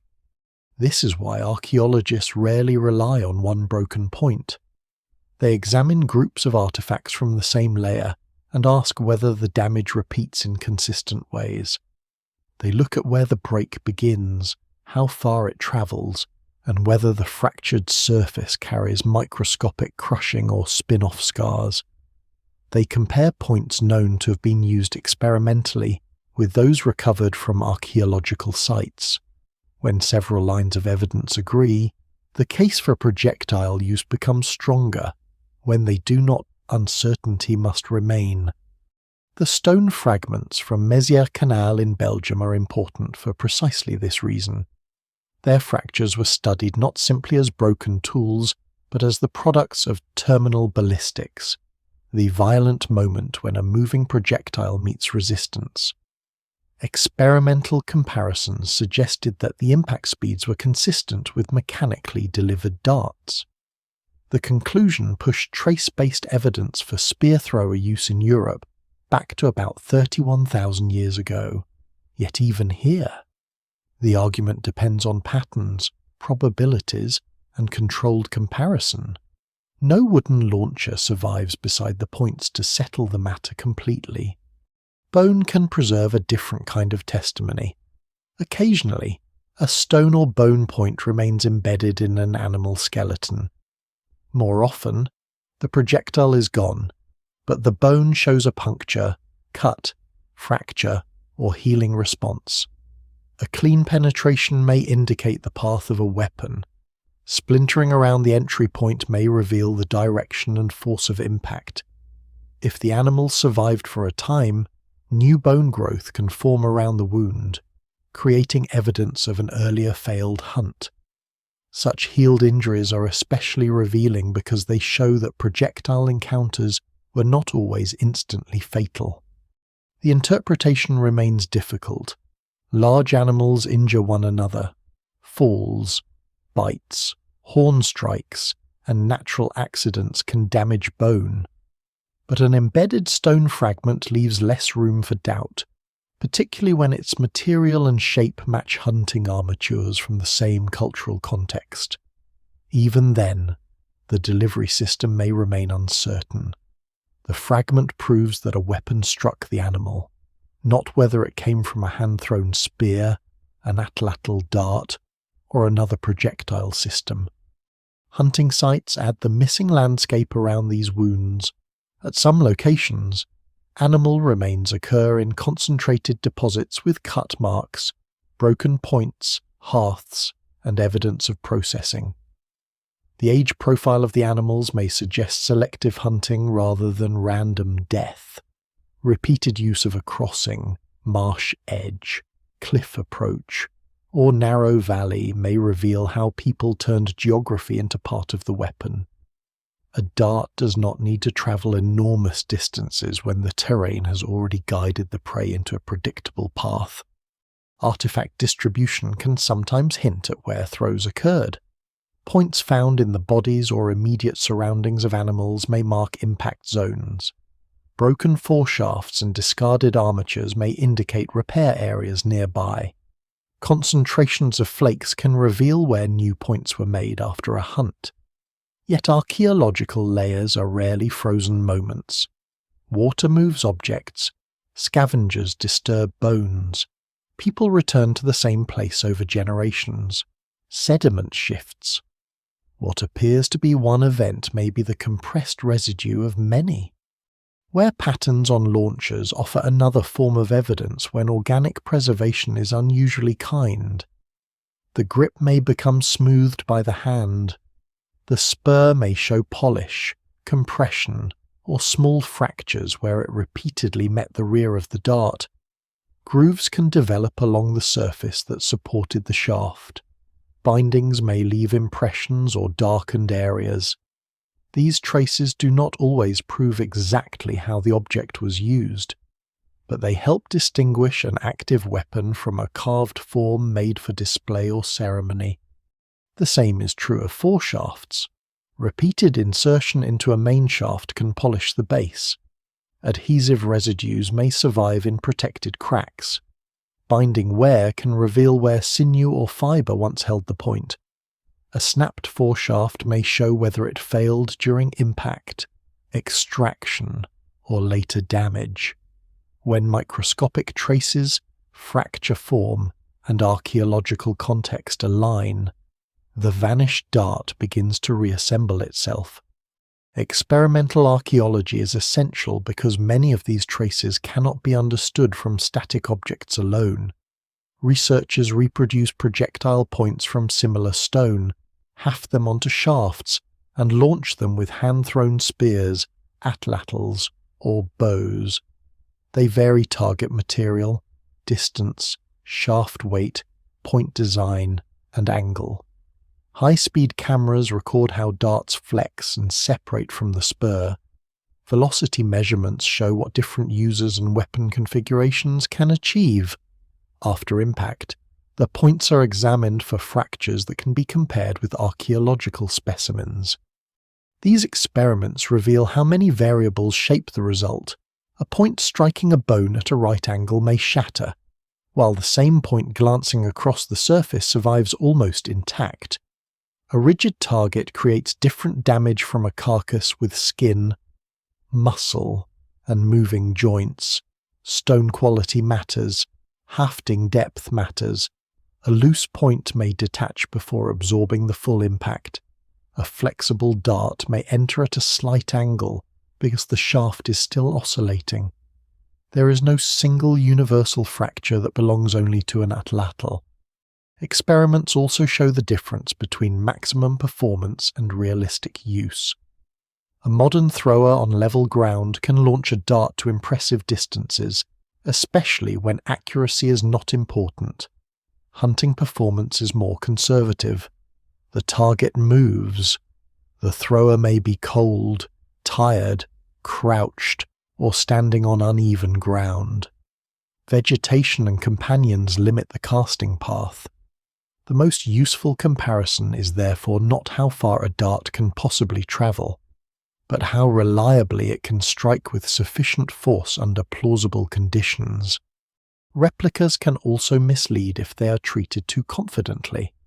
Modern materials may differ from prehistoric ones. Experienced contemporary Atlatl users often train in target throwing rather than subsistence hunting. Experimental carcasses cannot reproduce every variable of a living animal. Researchers choose point forms, shaft lengths, and launches based on incomplete reconstructions. The results provide baselines, not perfect reenactments. What they offer is a disciplined way to test whether an interpretation is mechanically possible. Statistical classification extends this process. Measurements taken from known arrow points and dart points can be compared with archaeological specimens. Width, thickness, mass, neck dimensions, and cross-sectional area may help separate broad patterns. New Bayesian approaches express the result as probability rather than a rigid label.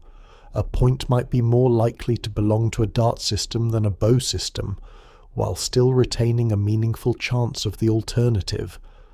This is especially valuable in debates over Magdalenian antler points. Some researchers have argued that particular forms are compatible with arrows, potentially implying bow hunting earlier than traditionally accepted in those contexts. Others respond that the dimensions alone are insufficient and that the same points fit Atlatl darts when broader evidence is considered. Context, use wear, mass, hafting, and experimental performance all become part of the argument. The dispute is not a sign that archaeology has failed. It reveals how much of a weapon can vanish while leaving only its hardest edge behind. A point classified incorrectly changes more than a museum label. It changes the imagined posture of the hunter, the weight of the projectile, the likely distance of attack, the number of weapons carried, and the training required. A bow and an atlatl organize the body differently. They distribute labor differently during manufacture. They perform differently in brush, open ground, and rapid repeated shooting. Behind one small artifact stand two distinct systems of movement. The strongest archaeological interpretations therefore emerge when damage, measurement, context, and experiment converge. A point carries high-speed fractures. Its dimensions match known dart armatures. It comes from a layer associated with hunted animals. Nearby artifacts show hafting traces consistent with a long projectile. None of these clues alone is decisive, but together they can make the vanished Atlatl increasingly difficult to deny. Prehistoric hunters did not intend to leave this evidence. They wanted points that remained intact, darts that could be recovered, and animals that did not escape. Archaeology often learns most from the moments when those intentions failed. The broken tip, the lodged fragment, and the healed wound preserve a record because something went wrong. Across thousands of years, the force of a cast survives as a fracture only a few millimeters long. The hunter, the dart, and the animal are gone, but the impact remains compressed into stone.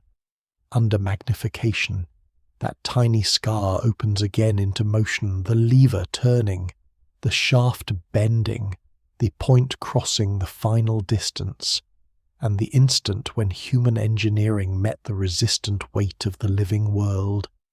Once the spear thrower becomes visible in the archaeological record, it refuses to stay confined to a single region.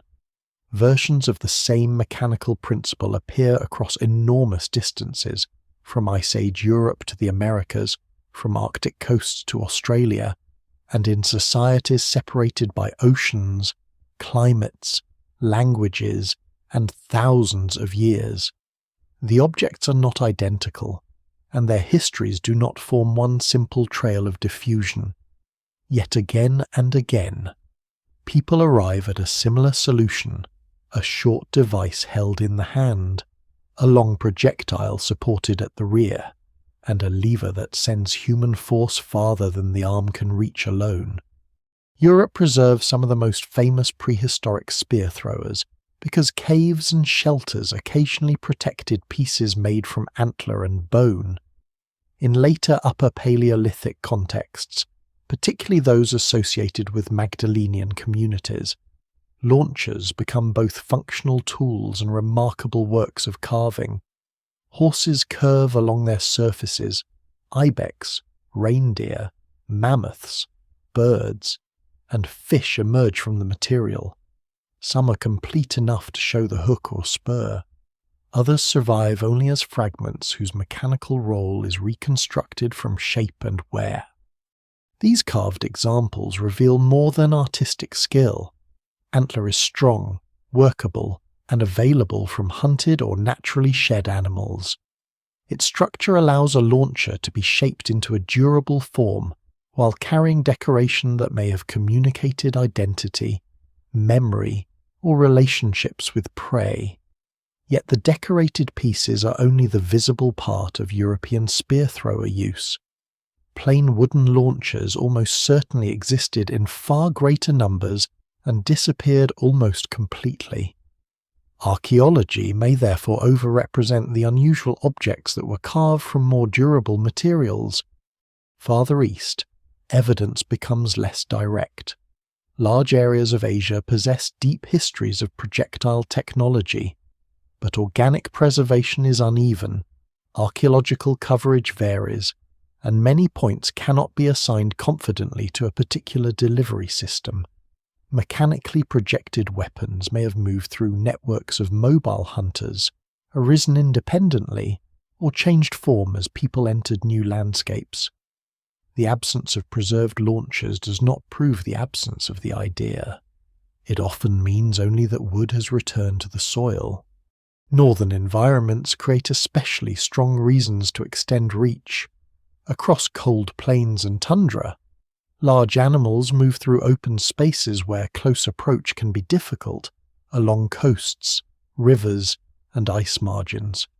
Hunters must sometimes project force over water or unstable ground. Spear throwers can be adapted to heavy darts, barbed points, and detachable heads.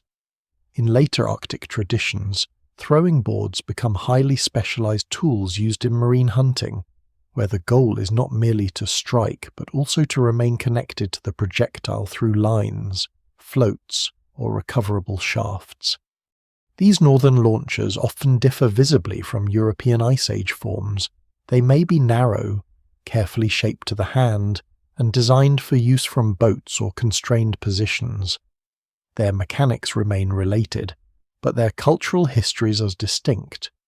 A tool used against marine mammals from a kayak does not belong to the same hunting world as one used against reindeer on a steppe, even when both rely on leverage.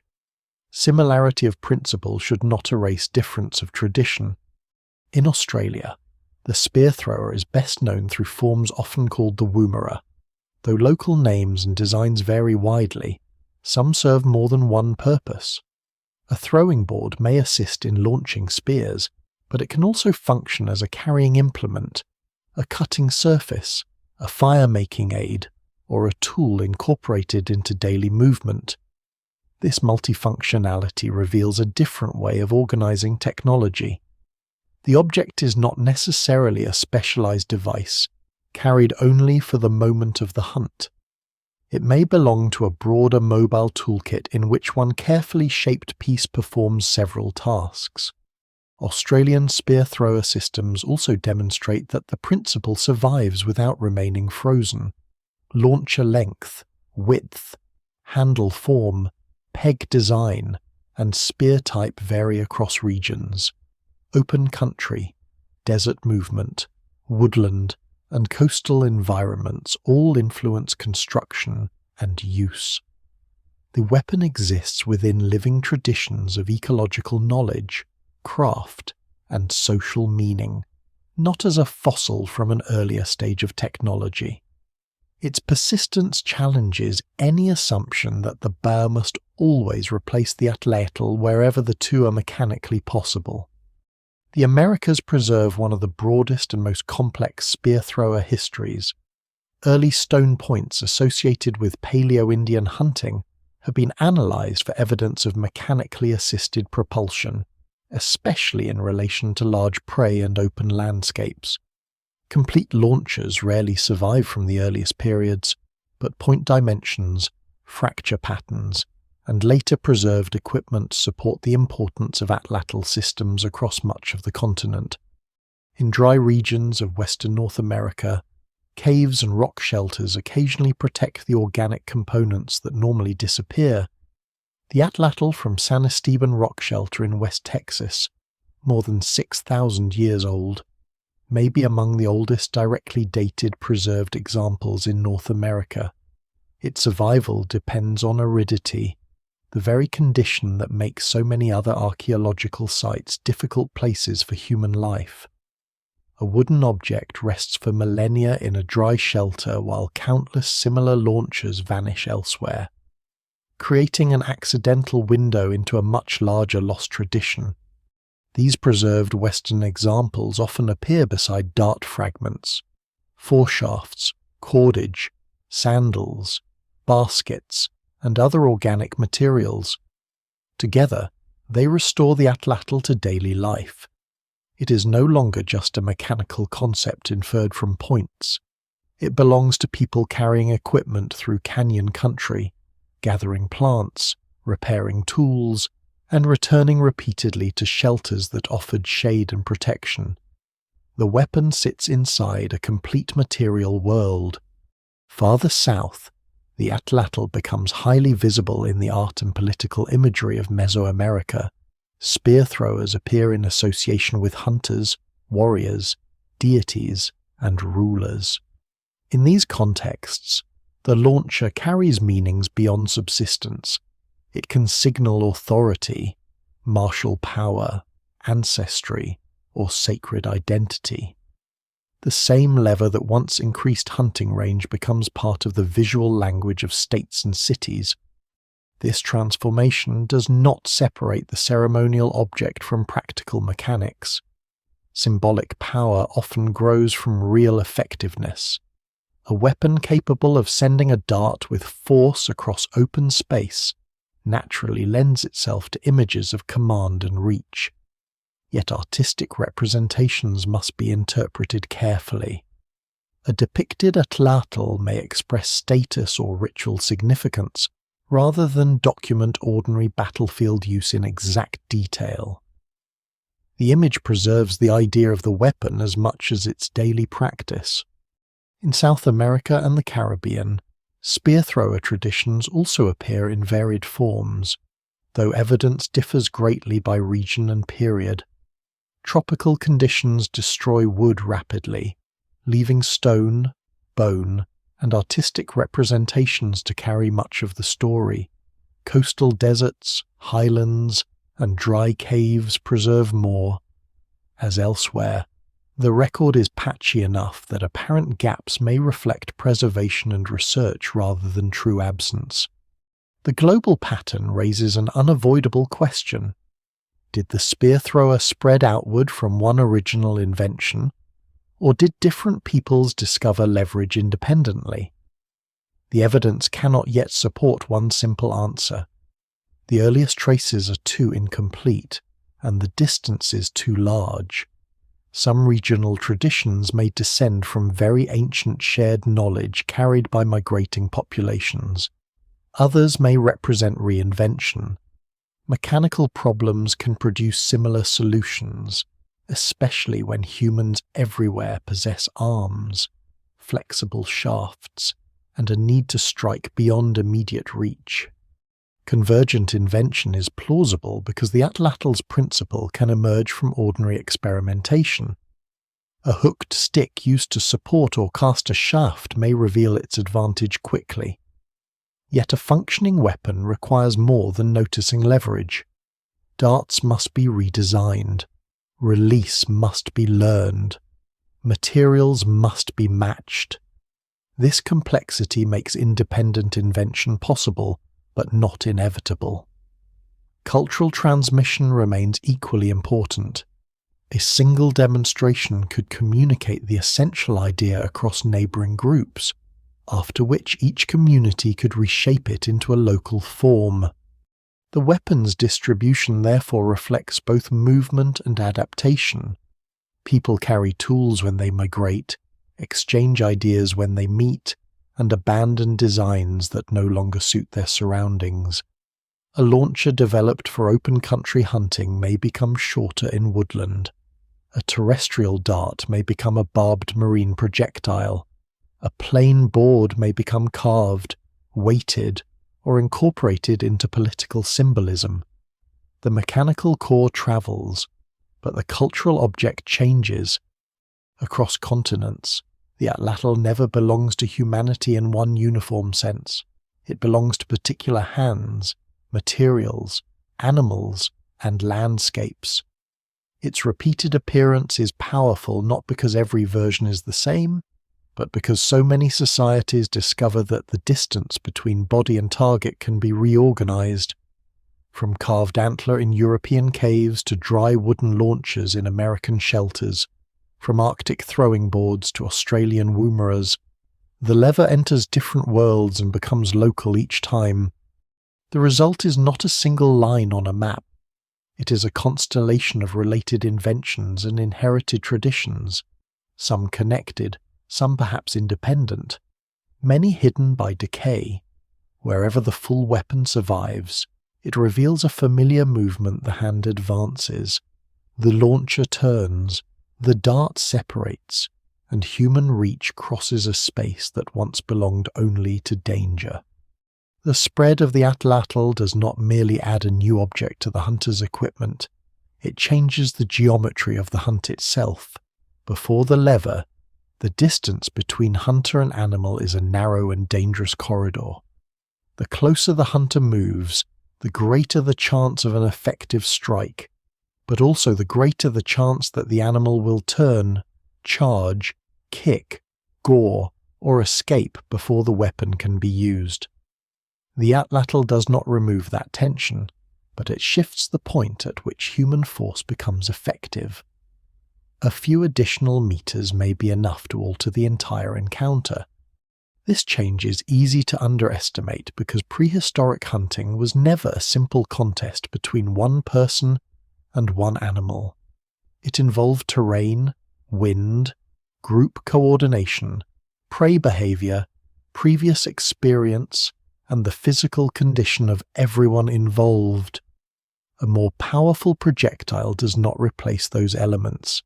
Instead, it rearranges them. Hunters can position themselves differently.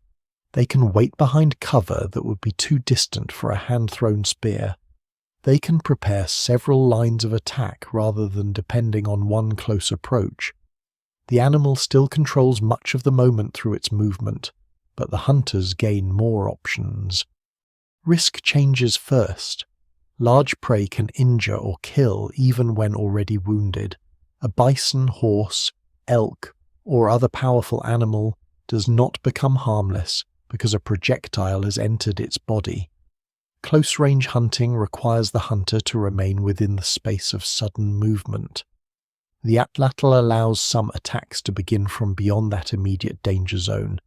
This is not safety in the modern sense. A missed dart can provoke a charge. A wounded animal may run toward the hunters. The group may still need to approach later with heavier weapons, but the first strike can occur with more separation between fragile human bodies and the strength of the prey. That separation may allow hunters to choose angles that were previously too exposed. A person standing beside a narrow trail can release as an animal passes, rather than stepping directly into its path. A group waiting above a river crossing can throw downward from firmer ground. Hunters positioned around a marsh edge can strike while animals are slowed by mud. In each case, the Atlatl works with the landscape. The weapon's range matters because it enlarges the number of places from which a useful cast can be made. Ambush becomes more flexible. With a thrusting spear, the hunter must remain close to the point where the animal will pass. With a hand-thrown spear, that distance increases, but the useful window remains limited. The Atlatl expands it again. The hunter can stay deeper behind a ridge, farther within vegetation, or higher on a slope. Concealment does not need to be perfect all the way to the final moment. The dart crosses the last portion of the open ground. This may also change how prey is selected. Animals that are too alert, too fast, or too dangerous for a close approach become more practical targets under certain conditions. A mechanically launched dart can carry enough force to penetrate, while allowing the hunter to remain farther away. Yet the evidence remains incomplete, and archaeologists cannot simply match the appearance of Atlatl technology with a sudden expansion of prey choice everywhere. Hunting strategies differ by region, and people often use several weapons at once. What survives in the record suggests increased flexibility rather than a universal transformation. Group coordination becomes especially important. A longer effective range creates more possible throwing positions, but those positions must be organized. Hunters need to know who will release first, where others are standing, and which direction the herd is likely to move after the first impact. Several darts arriving from different angles may increase the chance of a successful hunt, but uncontrolled throwing can scatter animals too soon or place companions in danger. The Atlatl therefore rewards planning before the prey enters range. A coordinated group may use the weapon in sequence. The first throw can turn or slow an animal. A second can strike as it changes direction. Others may wait near an escape route or a natural barrier. This does not mean every hunt followed a formal pattern, and no archaeological site preserves spoken instructions. Still, the mechanics suggest that the Atlatl fits well within cooperative strategies. Its range allows individuals to occupy a wider area while remaining part of the same planned encounter. The weapon also changes the meaning of failure. A thrusting spear that misses may leave the hunter dangerously close. A dart that misses from farther away may give the group more time to react, though it can also alert the prey and end the opportunity. Lost projectiles are costly.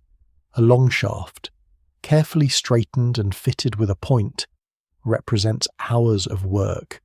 Hunters therefore balance the benefit of distance against the chance of losing equipment. The most distant possible throw is rarely the wisest one. This helps explain why effective hunting range is usually much shorter than maximum range. A dart can be launched astonishingly far under open conditions, but a hunt demands accuracy, penetration, and recovery. The useful distance is the range at which the thrower can reliably strike a moving target with enough force. That distance depends on the hunter, the dart, the weather, the animal, and the terrain. Atlatl technology extends the envelope of possibility without making every throw equally sensible. The increased distance also affects the rhythm of the chase. Hunters may spend less time closing the final gap and more time choosing the place where the throw will occur. Observation becomes even more valuable. The group studies where animals slow, where they bunch together, and how they respond to sound. A good casting position may be selected hours before the herd arrives. The weapon favors patience because its advantage is greatest when the hunters control the conditions of release. Prey behavior can in turn reshape the weapon. Animals that move in dense herds may require clear shooting lanes. Solitary animals may demand stealth and a carefully chosen first strike. Fast prey encourages lighter projectiles and quick judgment. Heavy prey rewards deeper penetration and stronger shafts. The Atlatl does not impose one strategy. It allows communities to adapt the same mechanical principle to different ecological problems. Distance may also increase the value of communication within the group. Silent signals, positioning, and shared knowledge become essential when hunters are separated across a wider area. One person may see the animals before another. A premature movement can destroy the ambush.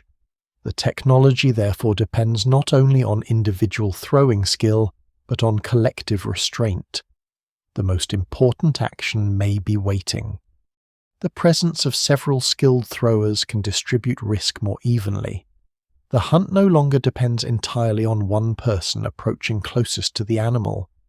Multiple hunters can contribute from different positions, and the mechanical advantage of the launcher may reduce the importance of raw strength. This does not reveal exactly how prehistoric communities organized hunting roles, and it would be misleading to impose one universal social pattern. What the weapon clearly permits is broader participation among people capable of mastering its timing and coordination.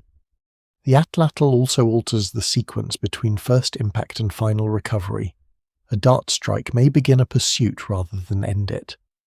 Hunters track the wounded animal, observe changes in movement, and decide when it is safe to approach. The detachable foreshaft or embedded point may continue to affect the animal after the main shaft falls away. Other hunters may be positioned to deliver additional strikes. Distance creates an opening, but the hunt still depends on endurance, tracking, and judgment. There is a deeper consequence hidden inside this process. The Atlatl allows humans to influence events in a place their bodies do not yet occupy. The hand moves here, but the force arrives there. The hunter acts across space. This principle seems ordinary in a world filled with guns, engines, and remote machines, but in deep prehistory it represents a fundamental expansion of agency. The body no longer needs to travel all the way to the point where its power is felt. That change can affect confidence as well as mechanics. A hunting group equipped with reliable darts may approach certain animals or landscapes differently. They can plan around a wider radius of action. They can hold positions that would otherwise be useless. They can respond to sudden opportunities without closing as much distance. Over generations, those possibilities become part of cultural expectation. People learn not only how to throw, but what kinds of hunts are now imaginable. Yet the Atlatl never makes distance absolute. Wind can defeat it. Brush can stop it. A nervous animal can move before release. Poorly tuned equipment can fail. A hunter can misjudge range by a few steps and watch the dart fall harmlessly behind the target. The weapon changes probability, not destiny. Its greatest effect lies in that modest but enduring shift. It gives hunters more chances to choose where danger begins. It lets planning enter the space between pursuit and impact. It allows cooperation to spread across a broader field. The animal remains powerful, the landscape uncertain, and the outcome never guaranteed. But the hunters no longer need to stand quite so close to the edge of the animal's strength. The distance between human and prey has not disappeared. It has become usable. A weapon that changes how people hunt rarely remains only a weapon. Once it becomes reliable, familiar, and socially important, it begins to collect meanings that cannot be measured by velocity or penetration alone. The Atlatl enters stories, status, ceremony, art, and identity, because it stands at the meeting point between skill and survival. A launcher may be plain enough to disappear into daily work, yet another may be carved with animals, polished far beyond practical necessity, or buried in a context suggesting that its value extended beyond use. The same mechanical object can therefore occupy several worlds at once. The carved spear throwers of Upper Paleolithic Europe make this most visible. Some are shaped from antler and decorated with carefully observed animals. Horses bend along their length, ibex, reindeer, mammoths, fish, and birds appear in forms that use the natural contours of the material. The carving does not sit randomly on the object. The animal and the launcher become structurally connected, as though movement, prey, and weapon have been joined inside one piece. These objects are often admired as art, but the category can separate decoration from function too sharply. A carved Atlatl is not simply a sculpture that happens to launch darts. It is a tool handled during preparation, carried across the landscape, raised before a throw, and felt through the grip at the moment of release. The animal carved upon it moves with the hunter's arm. Its body accelerates beside the dart. If the figure represents prey, the weapon symbolically carries the animal toward another animal. If it represents a powerful species, the user may be understood as borrowing or displaying that power. Such interpretations remain uncertain, but the placement of imagery on active hunting equipment makes a purely decorative explanation incomplete. Some launchers may have communicated personal identity. A distinctive carving can mark ownership in a community where several people carry similar equipment. It may record the maker's skill, the user's reputation, or membership in a particular group. Repeated motifs could connect individuals across camps or territories in mobile societies, where belongings must be selected carefully because everything is carried. Time spent shaping and decorating a functional object signals that the object matters. Decoration may also preserve memory. A carved animal could recall a successful hunt, a place, a seasonal gathering, or an inherited story. The evidence cannot reveal the exact narrative, and no single explanation fully accounts for the diversity of forms. Yet human beings repeatedly attach memory to objects used in consequential acts. A launcher associated with food, danger, and cooperation would be especially suited to becoming a vessel for remembrance. The material itself carries meaning. Antler is not neutral. It comes from an animal, either hunted or found after seasonal shedding. It has strength, grain, curvature, and a history before it becomes a tool. Ivory, bone, and selected woods also connect the weapon to particular species and landscapes. Choosing one material over another may reflect availability and mechanical suitability, but it can also express preference, tradition, or symbolic association.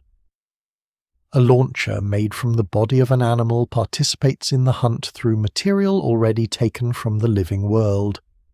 The time required for carving further complicates the object's status.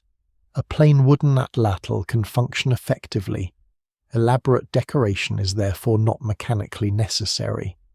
It requires planning, fine tools, patience, and the confidence that the object will be worth the labour. The maker may be the user, but not necessarily. Skilled carving could belong to specialists or respected craftspeople, although the archaeological record cannot show how labour was organised. What survives suggests that technical and artistic knowledge sometimes converged in the same object.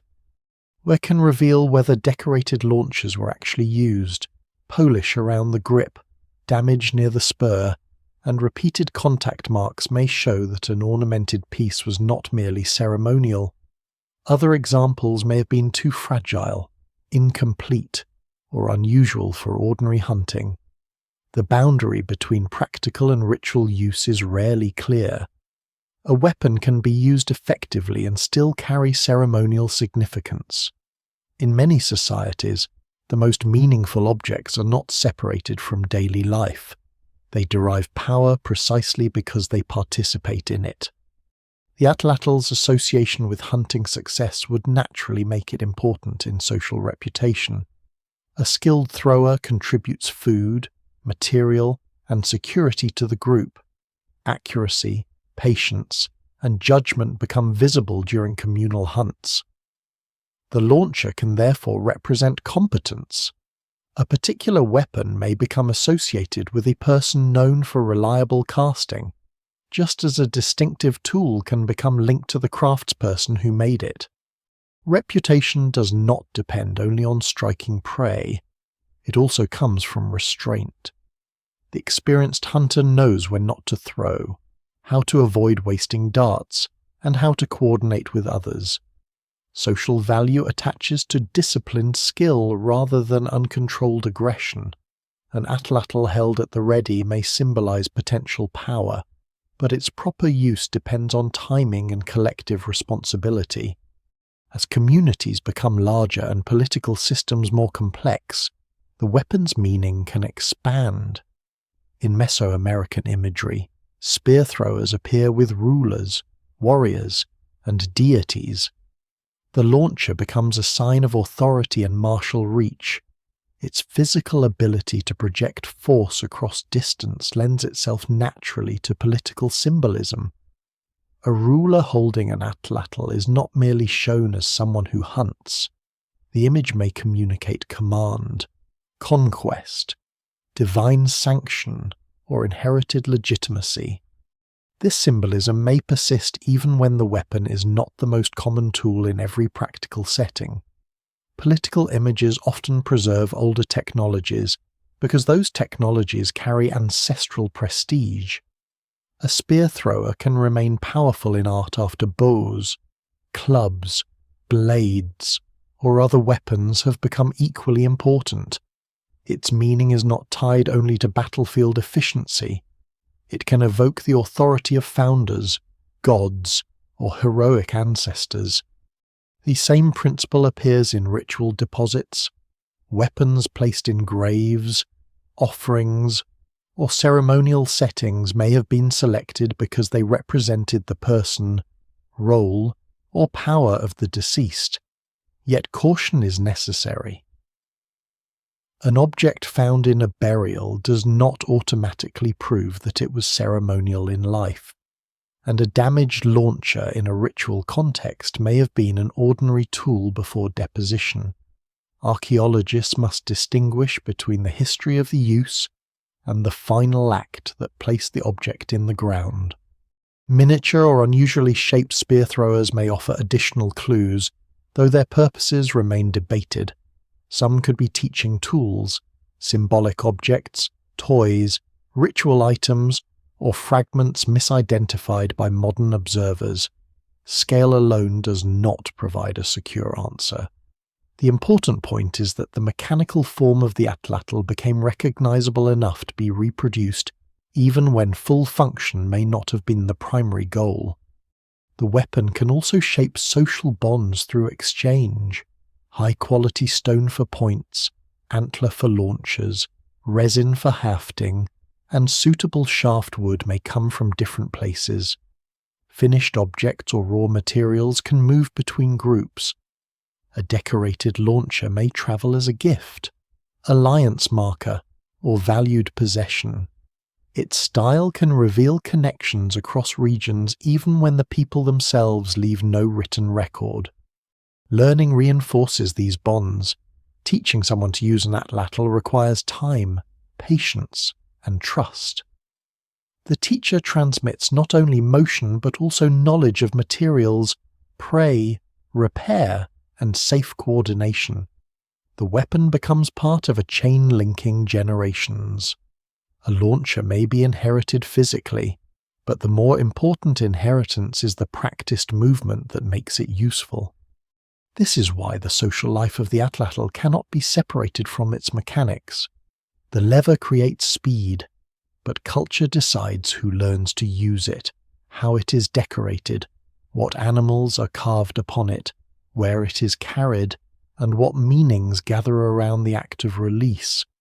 Its power exists partly in impact and partly in recognition.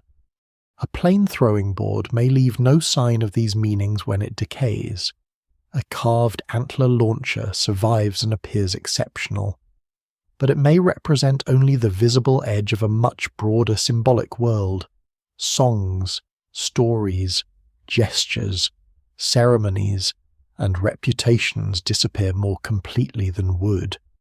Archaeology recovers the object, but rarely the language surrounding it.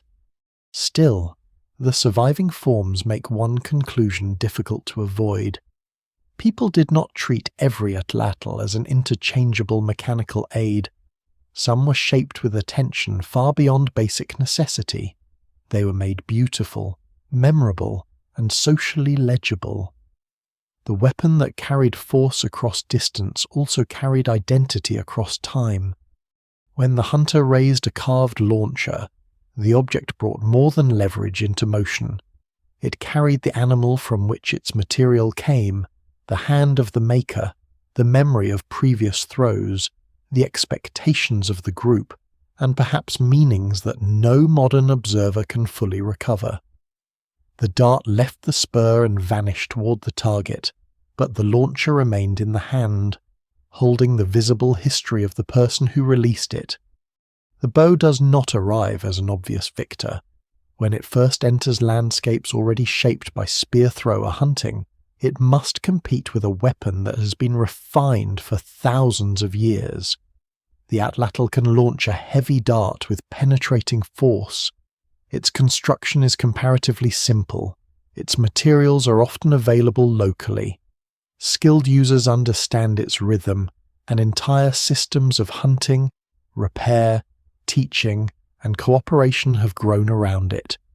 The bow is not automatically better in every circumstance. Its rise depends on a different balance of speed, weight, terrain, prey, and human movement. Mechanically, the two weapons store and release energy in different ways. The Atlatl magnifies the motion supplied by the thrower during the cast. The bow stores muscular energy gradually as the string is drawn. then transfers it rapidly into a much lighter arrow. This allows the archer to hold a projectile ready before release, although holding a strong bow at full draw is tiring and cannot be sustained indefinitely. The Atlatl cast, by contrast, is a larger moving action. It requires space behind and above the user, a long dart, and a carefully timed release. Both systems are mechanical, but they organize the body differently. The bow's greatest advantages often appear not in the power of one projectile, but in the handling of many. Arrows are shorter and lighter than darts.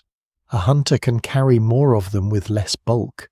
They are easier to maneuver through brush, between trees, and across steep ground. Several arrows can be kept in a quiver while the bow remains in the hand.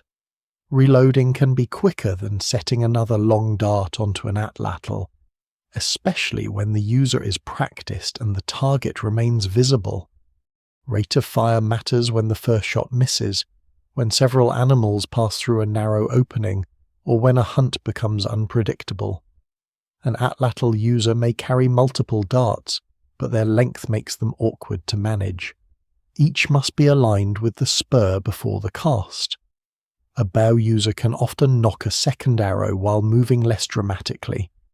The body does not need to sweep through the same broad arc. In dense vegetation, confined blinds, rocky cover, or crowded hunting positions, that compact movement can be decisive. The bow also offers a different kind of readiness. A hunter can place an arrow on the string and wait with only limited motion before drawing. The final release can occur from a crouched or partially concealed position. An atlatl throw usually requires more visible movement of the shoulder, arm, and launcher. Against alert animals at relatively close range, reducing motion may matter as much as extending distance. The bow does not make the hunter invisible, but it can compress the action that immediately precedes the shot. Yet arrows are lighter, and lightness brings limits. A heavy atlatl dart carries substantial momentum and can penetrate deeply when well placed. It may retain effectiveness against large-bodied animals at distances where a light arrow loses energy. Bow strength, arrow mass, point design, draw length, and target anatomy all affect performance. Early bows were not necessarily more powerful than mature spear-thrower systems. Their advantage may have been versatility, compactness, and repeated shooting rather than a simple increase in impact. Manufacture also involves trade-offs. An atlatl can be made from a shaped board or rod, although its dart system requires long, carefully tuned shafts. A reliable bow demands suitable wood, controlled shaping, balanced limbs, and a strong string that can endure repeated tension. The bow must bend without twisting or breaking. Its two limbs must work together. String material must be processed carefully and protected from moisture or wear. A poorly made bow is not merely inaccurate, it can fail violently. Arrows are smaller than darts but must still be straight, balanced, fletched, pointed, and matched to the bow. Their reduced size allows more ammunition to be produced and transported, but it also creates a greater number of individual pieces to maintain. The transition to archery therefore requires new craft knowledge rather than a simple exchange of one launcher for another. Communities must learn how to select bow staves, tiller limbs, make strings, judge arrow stiffness, and coordinate release with the movement of the target. Training changes as well. The atlatl depends on a large sequence of body movements and a release timed within that sequence. Archery separates the build-up of force from the instant of release. The archer draws, anchors, aims, and relaxes the fingers or uses another release method. This does not make the bow effortless. Consistent archery requires posture, back tension, string control, and repeated practice. But the learning curve differs. and under some conditions the bow may allow useful accuracy with less space and a more repeatable aiming process. These advantages help explain why bows spread rapidly in some regions, but archaeology shows that the transition was neither universal nor immediate. For a long time, researchers often identified the change by sorting stone points according to size. Large points were assigned to darts and small ones to arrows. The method was convenient but uncertain. Some darts carry small points. Some arrows carry relatively large ones. Broken or resharpened points can move across classification boundaries. New statistical approaches combine multiple measurements and express the result as probability, revealing that many artifacts resist confident assignment. The debate over Magdalenian antler points demonstrates the problem. Some researchers have proposed that particular forms from southwestern France may fit arrow technology, suggesting bow hunting in contexts long associated with spear throwers.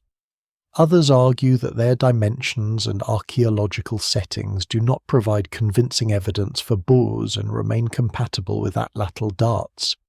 The argument depends on cross-sectional area, mass, hafting, use wear, experimental performance, and context. A point alone cannot always reveal whether energy came from a bending bow or a rotating lever. Where complete organic weapons survive, the transition becomes clearer. Recent direct dating of bows, arrows, darts, and spear thrower components from Western North America suggest that bow technology spread widely about 1400 years ago. In some southern regions, adoption appears to have been rapid. Atlatl systems declined within a relatively short archaeological interval. Farther north, the pattern was slower, and the two technologies coexisted for many centuries, in some places for more than 1,000 years. This uneven replacement is important. It shows that people did not abandon the Atlatl the instant they encountered the bow. Communities evaluated technologies within particular environments and traditions. In dense woodland, the bow's compact ammunition and restrained shooting motion may have offered immediate advantages. In open country or for certain large prey, heavy darts may have remained effective. Hunters already skilled with Atlatls had equipment, practice, and confidence invested in the older system. A new weapon had to offer enough benefit to justify retraining and reorganizing production. Social networks influence the speed of adoption. A bow can spread as an object, but it becomes useful only when the knowledge surrounding it spreads as well. Someone must demonstrate stave selection, string making, arrow tuning, and shooting technique. Marriage, trade, seasonal gatherings, migration, and conflict can move that knowledge between communities. Once enough people adopt the new system, access to bow materials and skilled teachers increases, accelerating the transition. Changes in prey and landscape may also favour the bow. As large Ice Age animals disappear and hunting focuses more heavily on smaller, faster, or forest-dwelling species, lighter ammunition and rapid follow-up shots become increasingly useful. This does not mean megafaunal extinction directly causes the invention of archery, nor that every bow tradition emerges for the same reason. No single explanation fully accounts for its spread. Climatic shifts, vegetation change, population movement, warfare, craft specialization, and social imitation may all contribute. The bow can also transform conflict between human groups. Its compact arrows, quicker repeated shooting, and ability to operate from cover may offer advantages beyond hunting. Yet it would be too simple to describe the transition as an arms race. Atlatl darts can be formidable weapons, and both technologies can coexist in the same society for different purposes.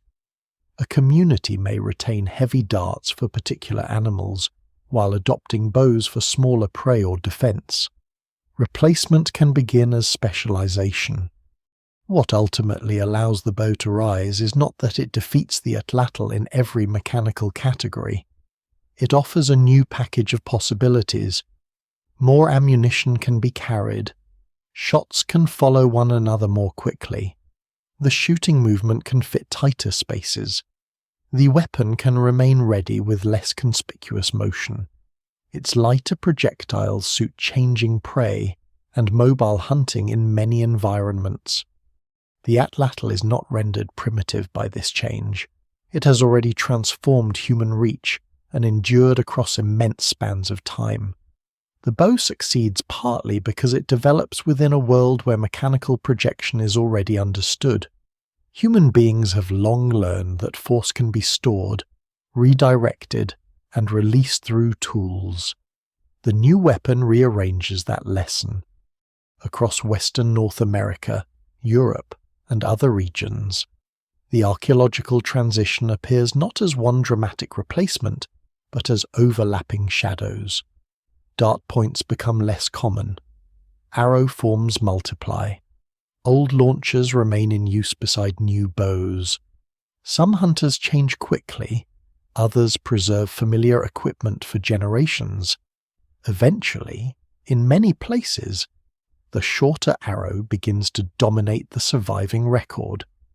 The lever that once lengthened the arm gives way to the curved stave that stores the arm's effort before release. Distance remains the goal, but the path toward it has changed. The rise of the bow does not erase the spear thrower. It narrows its territory, changes its purposes, and sometimes drives it from ordinary use. But the older weapon survives wherever its particular strengths still matter. This persistence is one of the clearest warnings against treating technological history as a simple ladder. A new device may spread widely without making every older one useless. People keep tools that continue to solve real problems, especially when these tools are embedded in craft, memory, and local knowledge. In some regions, bows and atlatls remain side by side for centuries. A hunter may choose between them according to prey, terrain, season, and the kind of impact required. The bow offers compact ammunition and faster repeated shooting. The Atlatl delivers a heavier dart and may be easier to construct from certain locally available materials. One weapon can be carried into dense woodland while the other remains useful along open water, broad plains, or places where a strong, penetrating strike is preferred. Coexistence is not confusion. It is specialization. This helps explain why the Atlatl persists long after agriculture transforms many societies. Farming does not end hunting. Fields, villages, and stored food alter subsistence. But wild animals continue to provide meat, hides, bone, antler, and protection from crop damage. Communities may use bows for some tasks while retaining spear throwers for others. In regions where fishing and marine hunting remain important, throwing boards continue to bridge the distance between people and animals moving through water. The old lever survives because the ecological problem survives. Metal tools also fail to make it irrelevant. Copper, bronze, and iron can improve cutting edges, points, woodworking, and repair, but they do not replace the mechanical principle. A metal-tipped dart launched by an Atlatl is still an Atlatl dart. New materials can be incorporated into older systems. The spread of metallurgy may strengthen certain components, while leaving launcher design largely unchanged. Technology often grows by addition rather than replacement. In Mesoamerica, spear throwers retain practical and symbolic importance within complex states. The Atlatl appears in art associated with rulers, deities, and warriors, carrying meanings of authority and projected force. Its use within organized conflict demonstrates that the weapon is not limited to an imagined primitive stage of hunting. Heavy darts can be effective against shields, clothing, and exposed targets, while the launcher allows force to be delivered from beyond immediate reach. Yet artistic prominence should not be confused with universal battlefield dominance. Bows, thrusting spears, clubs, blades, and other weapons operate alongside it. The Atlatl's survival in such societies may owe as much to identity as to mechanics. An old weapon can represent continuity with ancestors, legendary founders, or sacred powers. Once a technology enters political imagery, it may remain important even as its practical role changes. The launcher becomes a sign that can be recognized at a glance. Its meaning outlives any single tactical advantage.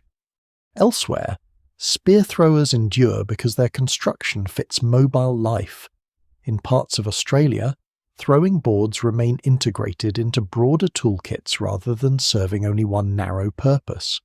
Some can assist in launching spears, carrying materials, preparing food, cutting, or making fire.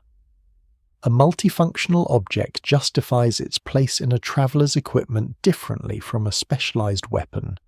Its survival is tied not merely to projectile performance, but to the economy of carrying one useful object across demanding landscapes. Arctic and subarctic traditions reveal another form of endurance. There, throwing boards can be adapted to hunting from boats, shorelines, or ice. The launcher helps deliver harpoons or darts toward animals in water, where closing distance may be impossible or dangerous. Detachable heads, lines, and carefully designed shafts turn the system into something more than a terrestrial hunting weapon. The mechanical principle remains ancient, but its expression is refined for a world of currents, cold, and moving surfaces. These traditions show why the phrase replacement can be misleading. The bow may spread through a region, yet the Atlatl can remain indispensable in a specialized domain. A light arrow and a heavy marine projectile solve different problems.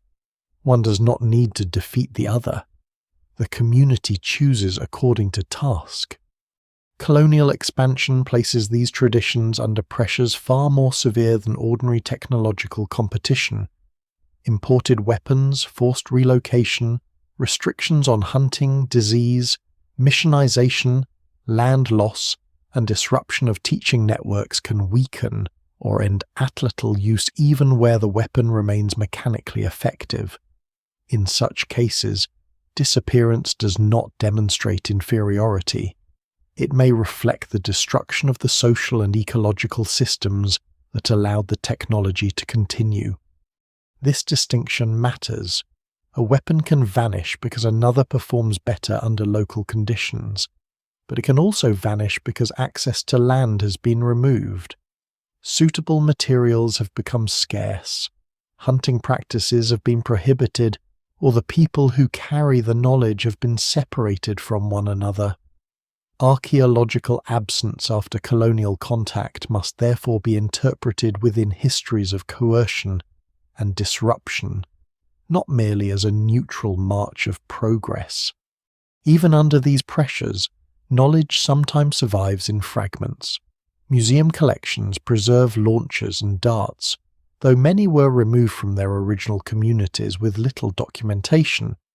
Written descriptions record dimensions and basic use, but often miss language, teaching methods, and social meaning.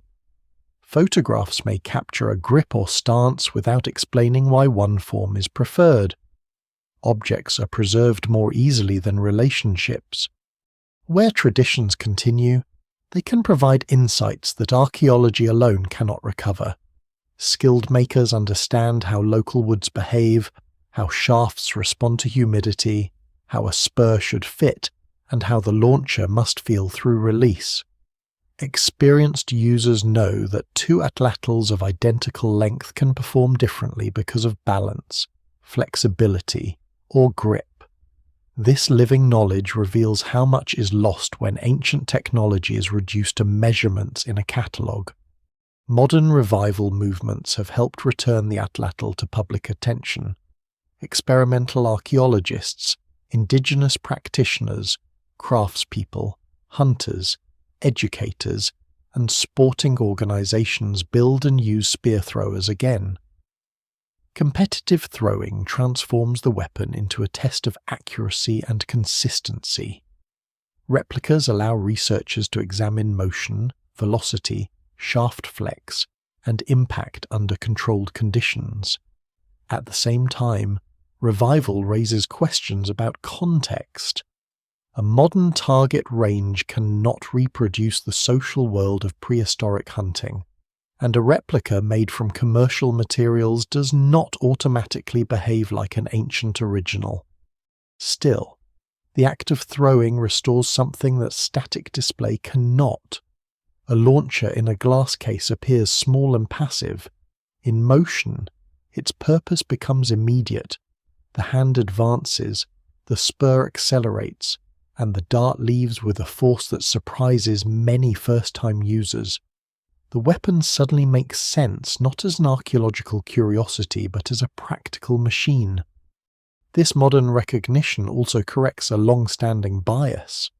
Older interpretations sometimes treated spear thrower societies as technologically simple because their tools lacked metal or complex moving parts.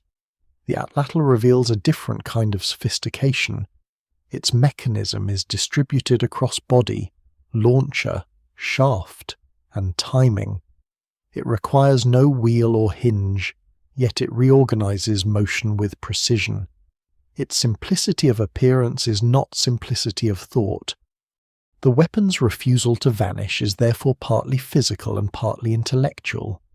It survives in communities that continue to use it, in artifacts protected by dry shelters and frozen ground, in carvings and images, in reconstructed casts, and in the muscle memory of people who learn the movement anew. It also survives as a challenge to the idea that history advances by discarding everything old. The bow changes the balance, agriculture changes the landscape, metal changes the point, states change the scale of conflict. Colonialism breaks traditions and removes people from the places where these traditions were formed. Yet the Atlatl remains recognizable through all of these transformations because the idea at its center is durable. A short lever can extend the body. A flexible shaft can carry force. Distance can be shaped. Long after many societies stop depending on it, the launcher still waits comfortably in the hand. The motion may be ancient, but it does not feel obsolete. The dart settles onto the spur, the arm begins its arc, and for one brief instant the old machine lives again. The Atlatl's longest legacy is not preserved in any single artifact. It survives in a way of thinking. A human arm has a limited reach, a limited speed, and a limited capacity to deliver force. The spear thrower does not deny those limits. It reorganizes them. By adding a lever, matching it to a flexible dart, and teaching the body to coordinate the whole system, people transform anatomy into mechanism. The invention becomes one of the clearest early examples of humanity refusing to accept the body as a finished design. This does not mean the Atlatl stands alone at the beginning of technology. Long before it, people shaped stone, controlled fire, manufactured wooden spears, prepared adhesives, and built composite tools. Each of those achievements required planning beyond the immediate moment. The Atlatl belongs within that larger history, but it adds something distinct. It allows human action to be amplified through motion. The tool does not simply sharpen, cut, or protect. It changes the speed at which power leaves the body. That principle will appear again in countless later technologies. The bow stores energy in bent limbs. The sling extends the arc of the hand and accelerates a stone. The lever lifts weight that muscle alone cannot manage. The wheel reorganizes friction and movement. Machines of wood, bone, stone, and eventually metal continue the same ancient habit, take a physical limit and turn it into a design problem. The Atlatl also leaves a methodological legacy for archaeology. Its history teaches researchers to look beyond the objects that survive. A stone point may be only the visible end of a vanished system. A fracture a few millimeters long can preserve evidence of velocity. A polished spur can reveal repeated contact with a dart that no longer exists. A dry rock shelter can restore the wooden machinery missing from thousands of wetter sites. The weapon reminds archaeology that the prehistoric world was filled with organic technologies now almost completely absent. This missing material changes the way human ingenuity must be measured. If archaeologists judge the past only by durable stone and metal, ancient societies would appear far less complex than they were. Wood, fibre, sinew, feathers, resin, leather, and flexible plant stems carried much of everyday technology.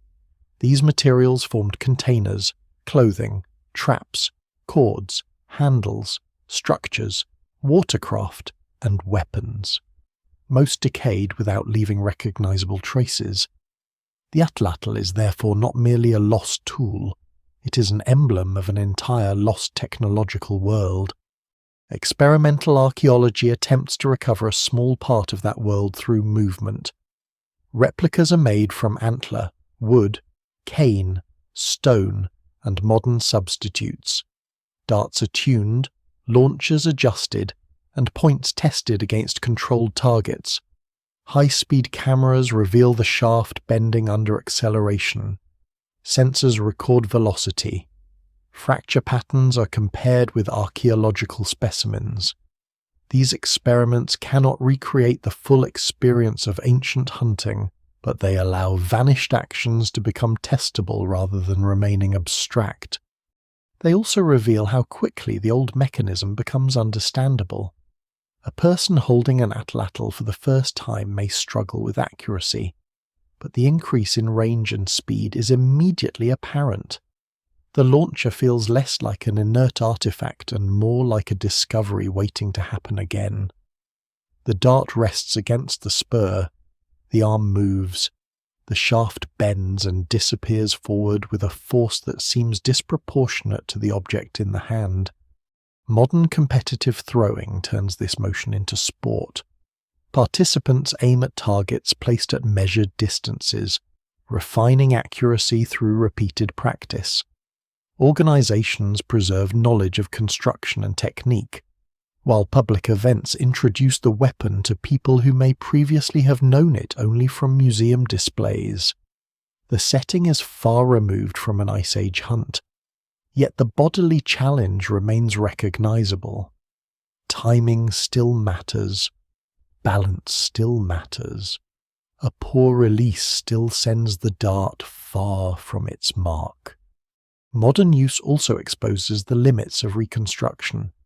A sporting dart made from uniform commercial materials may fly differently from a shaft cut, heated, scraped, and repaired in prehistory. Target throwing rewards precision under stable conditions, while hunting requires decisions amid wind, uneven ground, movement, concealment, fatigue, and uncertainty. Experimental users can measure performance, but they cannot fully reproduce a lifetime of ecological knowledge or the social world in which the weapon once carried food, reputation, and risk. Living and revitalized traditions provide another form of knowledge, one that must not be treated merely as a laboratory for interpreting the distant past. Communities that preserve or renew spear thrower making possess their own histories, meanings, and rights to that knowledge. Their technologies are not frozen survivals from a primitive age. They are cultural practices shaped by continuity, adaptation, interruption, and recovery. Archaeology learns most responsibly when it recognizes that similarity of mechanism does not erase the distinct identity of each tradition. The Atlatl's legacy therefore has two directions. It reaches backward into a deep past where mechanical projection is visible only through fragments, and forward into modern practices that keep the motion alive. Between them lies an immense history of invention, spread, specialization, replacement, survival, and revival. Its influence on human hunting may once have been substantial. Greater effective range could reduce some forms of immediate danger, create new ambush positions, and allow coordinated attacks across wider spaces. Heavy darts offered penetrating power against large animals.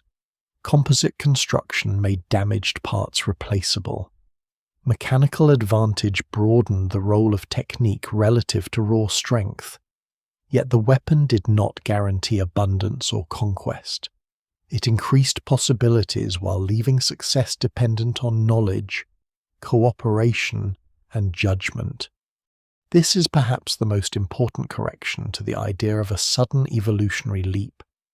The Atlatl does represent a profound mechanical insight, but it does not transform human life through one dramatic invention, adopted everywhere at once. Its history is slower, uneven, and more human. Experiments succeed in one place and remain unknown in another. Traditions spread through contact. Designs are modified. Some communities abandon the weapon, others preserve it for millennia. The leap is silent because it unfolds through repetition rather than proclamation. No monument marks the first successful cast.